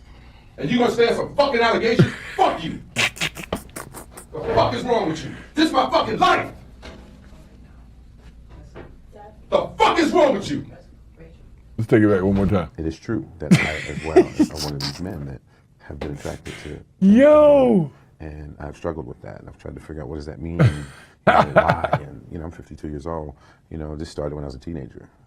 All right, let's break this video down real quick so we can move into our last piece for the evening. First and foremost, Malik Yoba, if you tell a man that you've had an issue with being attracted to transgender women, men, males that are now supposed to look like women, are supposed to be women, whatever that shit is, and you've had this going on since you were a teenager, and you're talking about, I don't know what that's about. It sounds like you need therapy. Sounds like you need to understand your sexuality a little bit better. If that's what you like. If you got a thing where you just when you see a transgender woman and you just go, oh my God, look at that nigga over there. Whoa, look at them big hands. You know what I'm saying? Like, if that's what you're going through, you need a different type of therapy, bro. You don't need to be over here talking to this guy with the freaking Charlie Chaplin hat. You need to be somewhere on a couch with your feet up, talking to a small Jewish lady with glasses who has no real experience in your life, but she'll listen to you talk that shit. And she won't judge you. This guy kind of was judgy. But he wasn't judging. He was just asking questions. He was like, hey, what do you got to say about that? This person said this about you. What do you got to say about that? So he wasn't as mad about the allegation that somebody said he solicited a minor twice, who was a transgender minor, whatever that is. That didn't upset him. What upset him the most was that this guy basically questioned and checked his transgenderism, right? Like his transgenderism. He wasn't real to him. Like the transgenders are saying you only doing this to get publicity because you're not hot like you used to be. You know what I'm saying? You're not hot in Detroit no more like you used to be. You're not hot in New York like you used to be. So you're gonna jump out there and throw I'm a transgender lover to end up at the front of the headlines again. That may or may not be true. But let's just say this. How far are you willing to go to be back on the front of the headlines? Like, why don't you just call Tyler Perry, do a good movie with Tyler Perry and them, and then you'll be back on the headlines again. Or go do a sitcom, nigga. Do a sitcom. But jumping on an interview when you have obviously already spoken with the host, who is obviously going to ask you about some transgender shit, and then you get offended by the transgender shit. So tell me you love transgender shit without telling me you love transgender shit. You definitely love some transgender shit. And that's cool. That's your preference. But don't come on here crashing out when somebody asks about it. Because if you get a real transgender on this program and you ask them questions, they're not going to be crashing out when somebody asks them about, are you a woman? What is that? What kind of question is that? They're not even going to say that. They're going to say yes. Even though that sounds like bullshit to me, they're going to convincingly and be confirmed to themselves that that is a yes question. But you brought Malik on here, and he's crashing out as soon as you asked, or basically as soon as you questioned how freaky he is. Like, is you on that, you're not with the transgenders, you're not freaky enough for them, is basically what they said. You're not putting in the work. Whatever that means. It sounds like putting in the work is a translation for doing it in somebody's butt. I don't know what else putting in the work means when it comes to him saying he's attracted to transgender women. And then the transgender said, nah, honey, or whatever they be saying, you ain't one of us. You got to put in some work. I don't know what that means, but it sounds disgusting. And it sounds like it stinks. And it sounds like some bullshit. So we're going to go ahead and get up out of here because Malik, The host was correct. You did make yourself look worse every time you kept talking. And then by the end of it, you yelling on the side like freaking R. Kelly was when they were getting ready to send him to jail. This my life. This my life. Like, yo, bro, you the one that likes Dills, Nick. Don't be upset because people have questions. I have questions, Malik Yoba. I want to know, were you messing with the little Spanish guy when you guys were on New York Undercover? You said this shit been going on since you was a teenager. What was going on with the other guy? I don't know, but I have questions. And you can't stop me from having questions. So Malik Yoba, you are definitely a goofball for doing that. And you get a very special sound effect. Why you so stupid? Yes. And one more we'll go with. All right, Malik Yoba, enough of you, bro. Gotta go. Ascending, it's great to have you back. Let me get you a heart there. Make sure you like the fact that Ascending actually sent a super chat. That's awesome. Don't nobody want to support the channels financially, but some of y'all just ain't got no money. I get it. You know, $2 and $3 is not easy. You know, most of the super chats, especially with Ascending, just did like a $20 super chat. That's for a different tax bracket. Y'all broke ones don't know shit about dropping a 20 on somebody's content, because they also respect, and Ascending and others respect, the fact that I'm taking the time out of my day to spend with y'all. And the equipment that I use to broadcast this obviously wasn't fucking free. So I appreciate you for helping and understanding and recognizing that this is a community effort. My role is this one. Your role is the support, the chat, keeping the conversation going, staying on the different forums, TikTok, Instagram, Twitter. I shouldn't call it Twitter. I want to call it X because that's what they want you to call it. But when I say X, all I can think of is ex-wives. And I'm not happy about that. So I don't like saying it because that doesn't make me happy. Twitter is a happier sound. It's like a bird, tweet, tweet, tweet, tweet, tweet. You know, kind of small, innocent, even though it's the biggest cesspool on the internet right now. But, you know, nonetheless. So let me get to this last piece because we wanted to discuss it because people asked me about the shit on Facebook today. And for those of y'all that are Facebook users, you can hit me up on Facebook. I have a personal Facebook. It's like 8,000 people on there, but it doesn't get a lot of traction. So if you ever check me out over there, I'll do my best to respond. I probably respond to comments way better on Facebook than I can on YouTube. The way that the interface is set up, it's just not easy.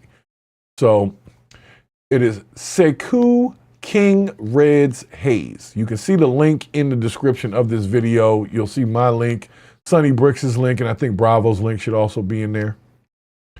But it is on Facebook. So if you request me over there, I pretty much accept everybody until you do or say some dumb shit on my page or do something bot-worthy. Like you start spamming your fucking events or something, I will get rid of you faster than speed of sound, okay? But if you're a real person and you're there to have a real conversation and really follow the content, and because it's different content on different places. I can't put everything that I could put on Facebook on YouTube, and I can't put everything on TikTok that I can put on Facebook, and I can't put everything on YouTube that I can put on TikTok. TikTok is better with music. They let you play some music. They don't really bother you about that kind of shit unless you're trying to sell somebody's CD.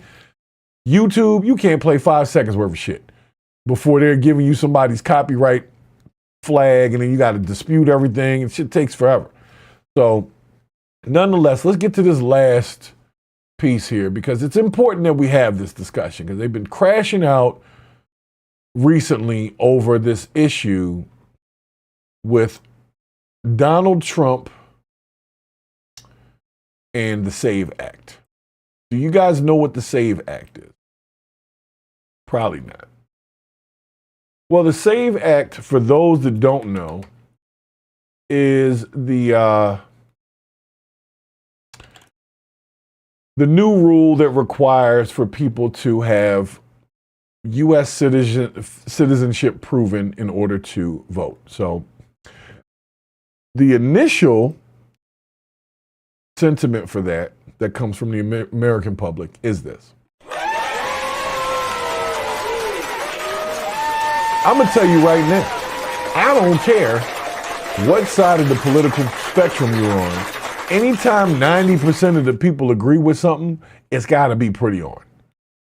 90% of the American public, and this goes between party lines, 90% of the American public voted yes for the SAVE Act.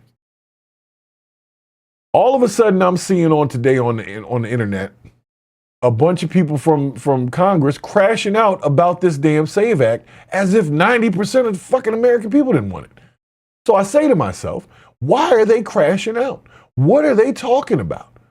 If everybody wants this, it's one of the few things that a lot of people agreed on. And let me break it down to you, since y'all don't understand the truth in the text. If you go and read the bill, all right, let me tell you what the bill specifically says. The bill specifically says that it is required to prove yourself through citizenship in order to vote in federal elections. So for the people in the back or the slow group over to the left, I'll help you with that. A federal election is a presidential election. Okay? That's the presidential election. Presidents, U.S. Congress, House of Representatives. That's it. That's all. I think it might go down to governors. No, governors isn't federal. Governors is state. So you got three. Like I said, president and, of course, vice president. But, that comes with the same ticket. President, the House of Representatives, and the U.S. Congress. Those are your federal elections, folks. That's it. So I'm going to ask you a very serious question. Very serious question, because I don't understand the upheaval that we're dealing with. Do you want people who are not citizens of this country or cannot prove that they're even supposed to be here to be voting for your president? I mean, let's just be real. Do you want people that ain't really got it to vote for your president? I know that's a tough one for some of y'all to hear. Some of y'all, because I have a very mixed crowd over here. I got some Trump supporters. I got some Democrats. I got some never Trumpers. I got some conservatives. I got all types of people coming over here. But I have a very simple question for anybody that is a U.S. citizen. Do you want people that can't even get a fucking ID to be voting for your president? Do you want a person that cannot arrange in a year or 4 years of time to get their shit right so that they can vote for your president? If you can't get your shit right in 4 years, then you got way bigger fish to fry than whether or not you voting for the damn president. Go sit your ass down somewhere and get your shit together. I don't want you voting for my president because obviously you make bad choices. You don't even know how to get a fucking ID. I've had an identification since I was 14 years old. Actually, earlier. I had an ID when I was a freaking football player in Pee Wee football. And we had to bring our birth certificate and all this other shit. They'd take us in a line. We all have to take pictures, but we would have to prove who we are in order to take that picture. And that was I was like 10. This is a long time ago. So y'all can do the math. I'm not going to tell you how old I am, but you see this great. This shit didn't just come up overnight. So at 10 years old, they knew to get birth certificates, social security cards, school IDs, all types of shit, so that we could be part of. If you didn't have your ID right, you couldn't play Pee Wee fucking football. If you didn't present the right documentation, you couldn't even play Pee Wee football. So if you can't play Pee Wee fucking football, then why would I want you voting for my president? That election ain't for you. That election is for the people who are the United States citizens, including the outlying islands such as Puerto Rico and the U.S. Virgin Islands. Don't think I forgot about y'all. Because they seem to think, a bunch of people after that Super Bowl shit last week forgot Puerto Rico was part of the U.S. You don't even need a passport to go there. People couldn't, for one night, just get over themselves They had to have the all-American honky halftime going on another channel, and then you got to be racist or a devil worshiper, depending on which one of them you fucking watched. How about I just didn't feel like changing the channel to watch Kid Rock? Because I'm not a big Kid Rock fan. So why the fuck would I want to watch his halftime show? I'm not a Bad Bunny fan. You see what I'm saying? So if I don't like either one of them, why would I even take the time to make any adjustment? I'll just go get some soda from the kitchen. I won't understand what the guy's saying, and then I'll move on with my fucking life. But this is the problem. They tried to pitch it as if you're dealing with some like illegal migrant performing on the damn stage. Like somehow he snuck into the U.S. and he's performing against the law. None of that was going on. But instead, we decided to do something that had never been done in history, which was to create an alternative musical halftime show. The only other alternative that had ever happened before, that y'all may not remember, because some of y'all are young, was when In Living Color did a comedy sketch halftime thing. So it was the competition with it was a Winter Wonderland show of bullshit that the Super Bowl was doing that year. Nobody wanted to watch that shit anyway. So In Living Color, which was super hot at the time, we're talking late 90s, came up with, hey, let's do a halftime sketch comedy. The difference was In Living Color's halftime was not musical. It wasn't competing with music. It wasn't competing music. It was comedy over here if you want to see that, and some Winter Wonderland shit over there if you want to see that. What they did this year by trying to create an alternative halftime show, to me, is just as un-American as when they was tripping about Colin Kaepernick and him taking the fucking knee. That's what they should have been. The NFL should have been on their ass about that. The same way they were on Colin Kaepernick and the rest of them for standing for justice and all this stuff. You want to write all this shit in your end zones and on the back of your helmets? Stand for that. I would have had more than a few choice words for TPUSA. I don't care if the president is a friend, because he jumped out there talking about, oh, this was horrible. Dude, you're talking about your own citizens. I know it sounds weird, but that's your crew. That's you. That's your constituents you're talking about. Puerto Ricans, that's your folks. Trump, stop. But what y'all did was try to put Kid Rock and the Super Honky Show on one thing and then have the polar fucking opposite on the NFL channel. And I'm going to tell you one thing you're not going to do. You will not out-American the National Football League. You'll never do that.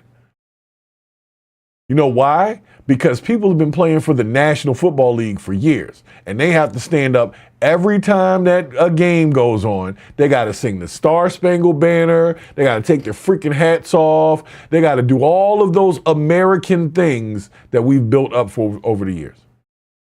So you're not going to out-American the fucking NFL. Their logo alone has stars and blue and red and all that. They will Americanize the shit out of you. Their halftime show, sometimes it's this, sometimes it's that. I'm going to tell you right now, I had to sit through Maroon 5 some years ago, and I haven't recovered. Okay? I got past it, but I never recovered because I'm not a big fan of Maroon 5. But did anybody ask me about whether or not I wanted to hear fucking Maroon 5? No. They just said that's who's playing. And I had to deal with it. And granted, they had a couple of co-stars that I was cool with, but I was just not trying to hear Maroon 5 as the Super Bowl people. Because there were so many other huge artists that year that I think would have done better. But I got over it. You see what I'm saying? Then now here we are. We have allowed an organization to try to shit on the NFL and try to out-American the people that supported the NFL. Even the ones that didn't like the halftime show. You think Bad Bunny's the first halftime show that a person didn't like?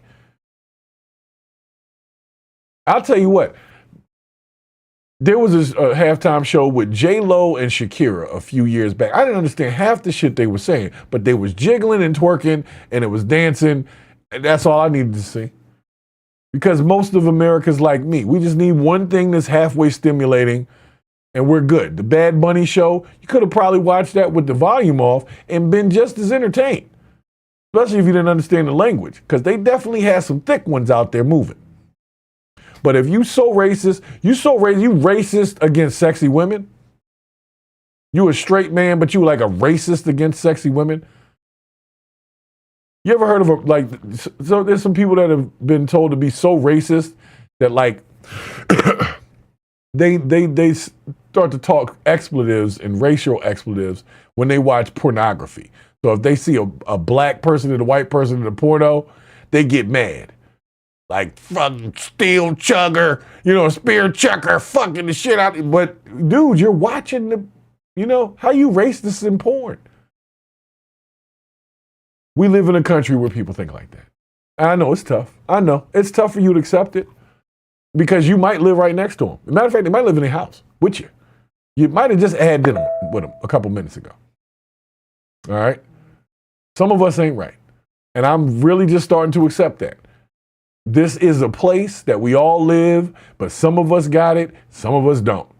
And that just is what it is. So you got to look out for the ones that don't, because these crazy people will wild out on the train, the bus, supermarket, anything. You don't know when the crazies are going to just be crazy.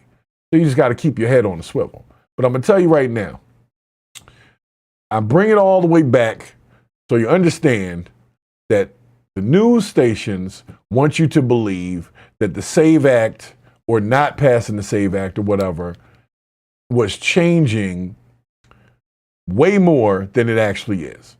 Because what it means is for those states that are already liberal states, the blue states, they don't have to change anything about their state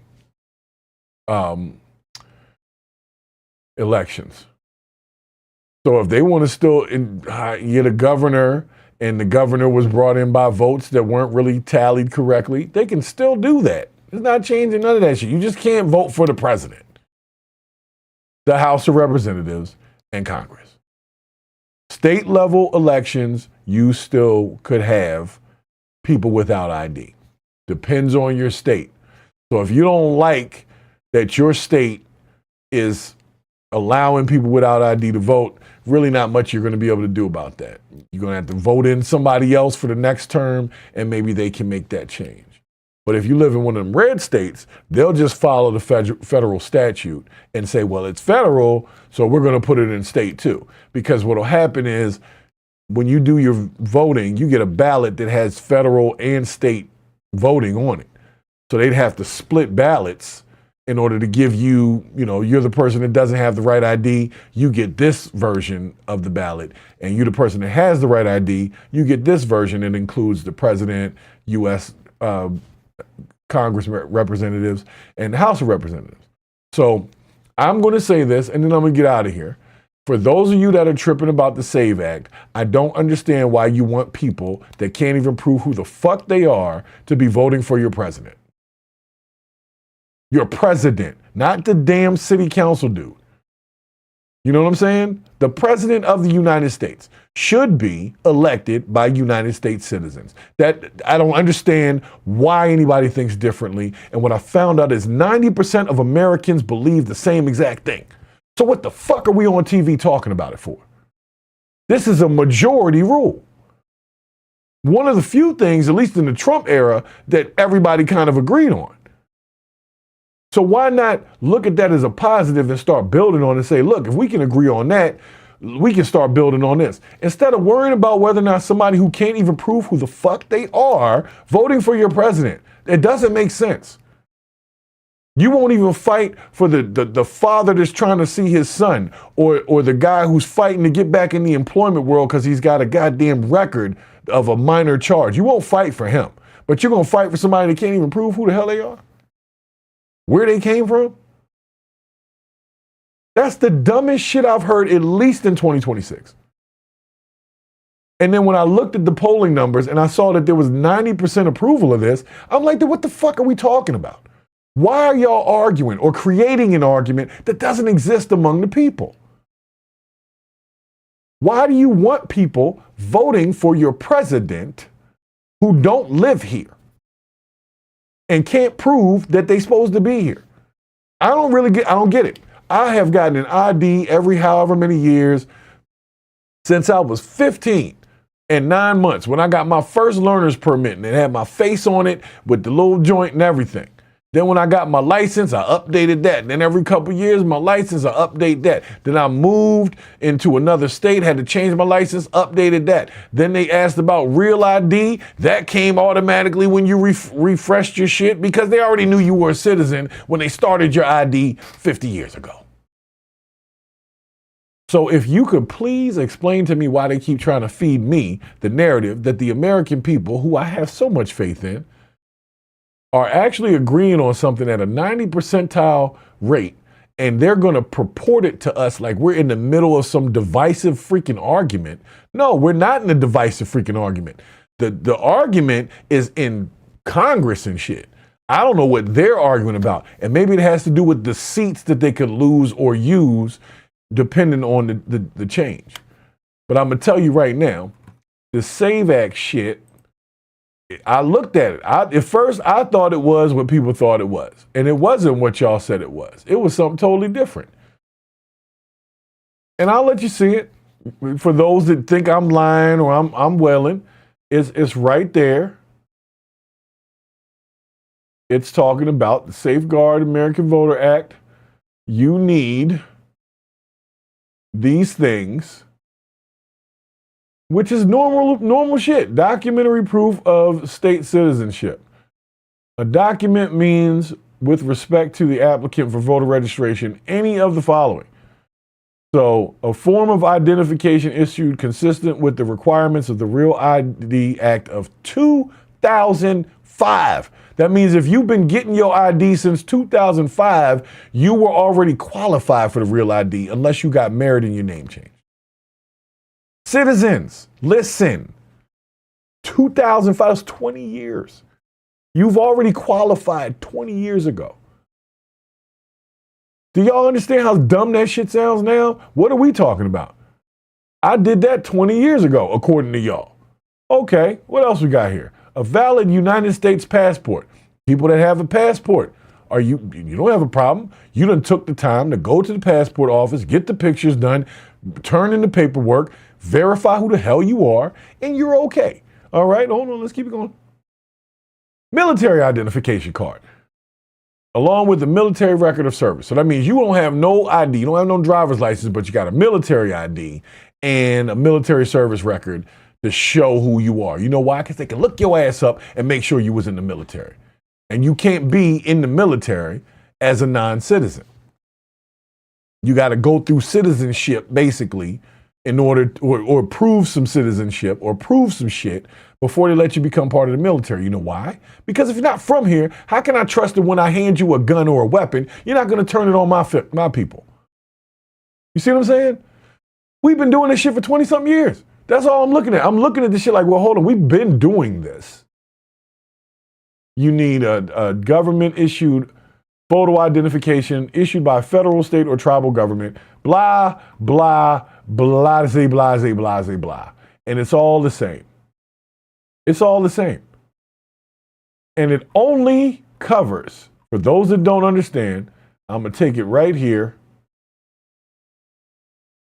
to require proof of United States citizenship to register an individual to vote in elections for federal office. It's right here at the fucking top. So just in case you thought I was lying, it says federal office. So if you do not want a person to prove who the hell they are when they're voting for your president, then you are out of your fucking mind.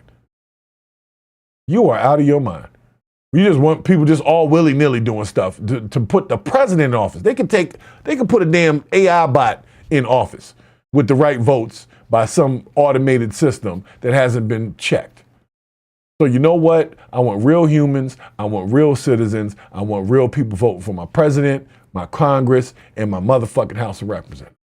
And I excuse the language, but this was some bullshit. I listened to this all day. Congress was down there arguing, blase blah. I jumped on CNN. CNN was talking about how divisive it was at Congress, but then I looked at the polling numbers and it said 90% of American citizens agree with this.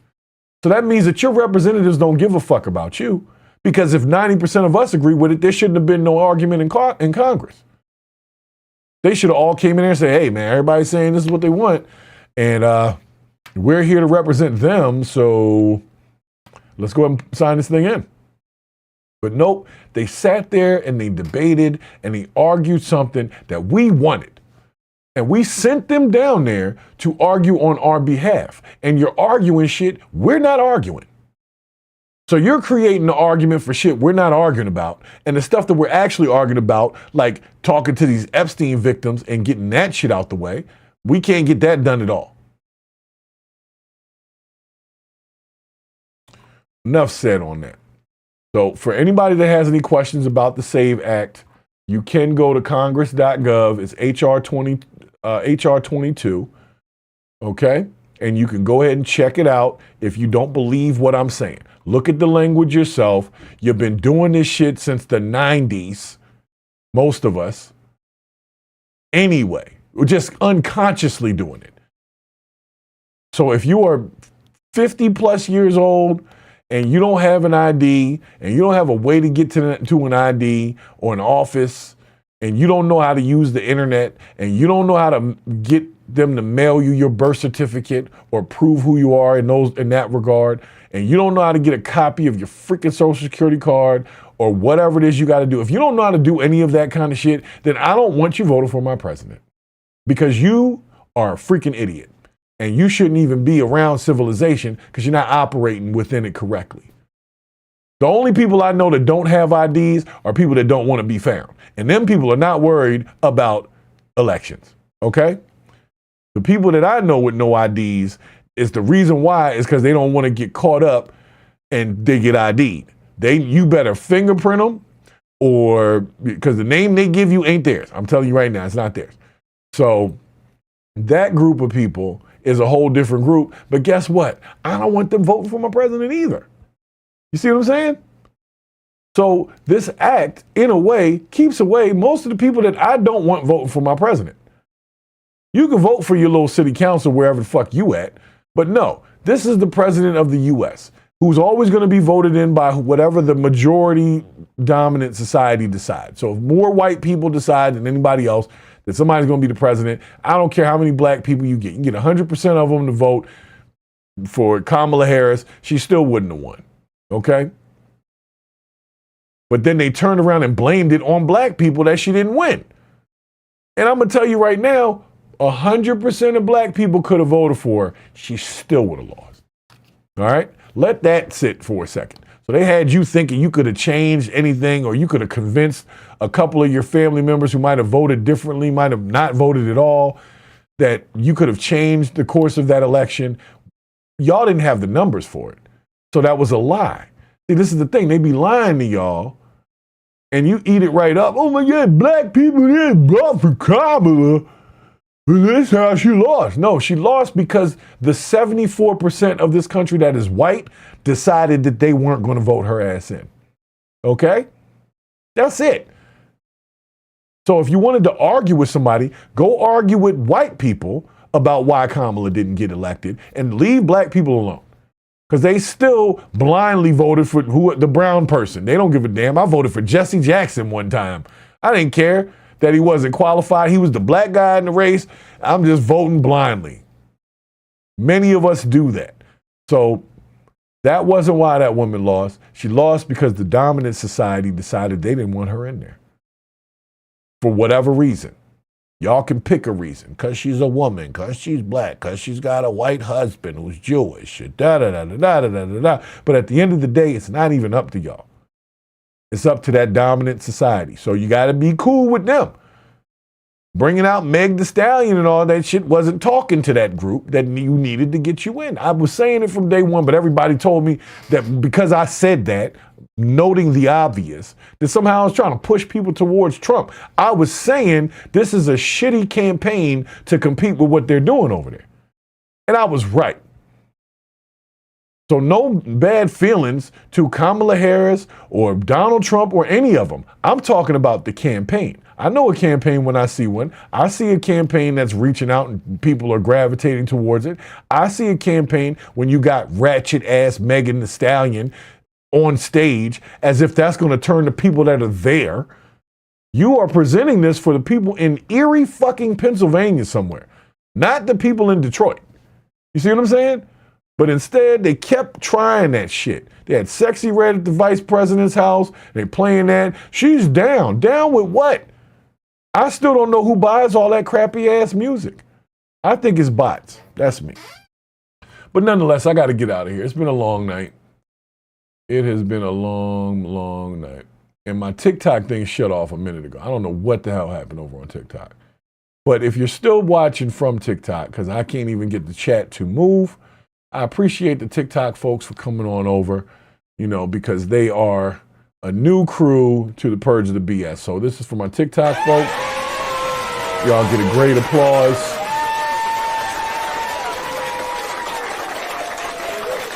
Yep. And I also wanted to give a special shout to Ascending Phoenix, who jumped into our live stream on the YouTube side. Appreciate you so much for coming in and dropping a super chat for $20. That is close to our largest super chat ever. Our largest super chat on this channel was $50. I can't remember who dropped it, but somebody dropped $50 over here. Yeah, they be dropping $50 over here. So be like them. Be like Ascending Phoenix. Be like all of them. Okay? Be like my peoples over on YouTube, like Purple Groovy. Definitely like IMZ, because she's on my YouTube side. Love her. And who is this? Insane Sins. So shouts to Insane Sins for jumping into the chat as well on the YouTube side. I didn't get to see anybody from the Twitch side, but that's because my Twitch chat never actually loaded. So somebody, if you're on the Twitch side and you have said something and I haven't responded, I'm sorry. Next time, check us out on the YouTube side and I will make sure that your chat ends up on the screen like these other ones, okay? But nonetheless, as y'all know, this is Thursday, meaning our next show is supposed to be our panel show. That's on Saturday. We're going to be doing a panel show Saturday with some relationship talk, because we did a relationship talk, or I did a relationship talk episode on Monday with my boy Shock Value over on Shock Value Radio. And it actually did really well. So I figure I might start doing that more frequently because I love music. Honestly, this whole channel would have been music review. I'd have been telling you who was trash. This would have been a lot of that. But the second I play music, they hit me all over the head with all types of copyright this and blah, blah, blah. And then they never send an actual notice to the copyright holder, who's the person that gave me the fucking music in the first place. So if somebody submits music to me and I play it on my show to let my people hear it and judge it, YouTube hits me with the strike on the copyright, but never lets the other artists know that I'm doing that so that they can say, that's fine, I gave it to them. So it's like they set me up. They be setting me up all the time. That's why I do like TikTok, is because TikTok is a little more lenient on music, DJing, things like that. YouTube is on some bullshit when it comes to that. They don't want you to do it, but you can see it all day on the feed. But the second you try it, 3 strikes, you're out. I know where I'm at, and I know who's running this shit. But one thing that I do know, and one thing that I will never forget, is that at the end, all of it is just some bullshit. And we out of here. I'll see you guys on Saturday. Peace.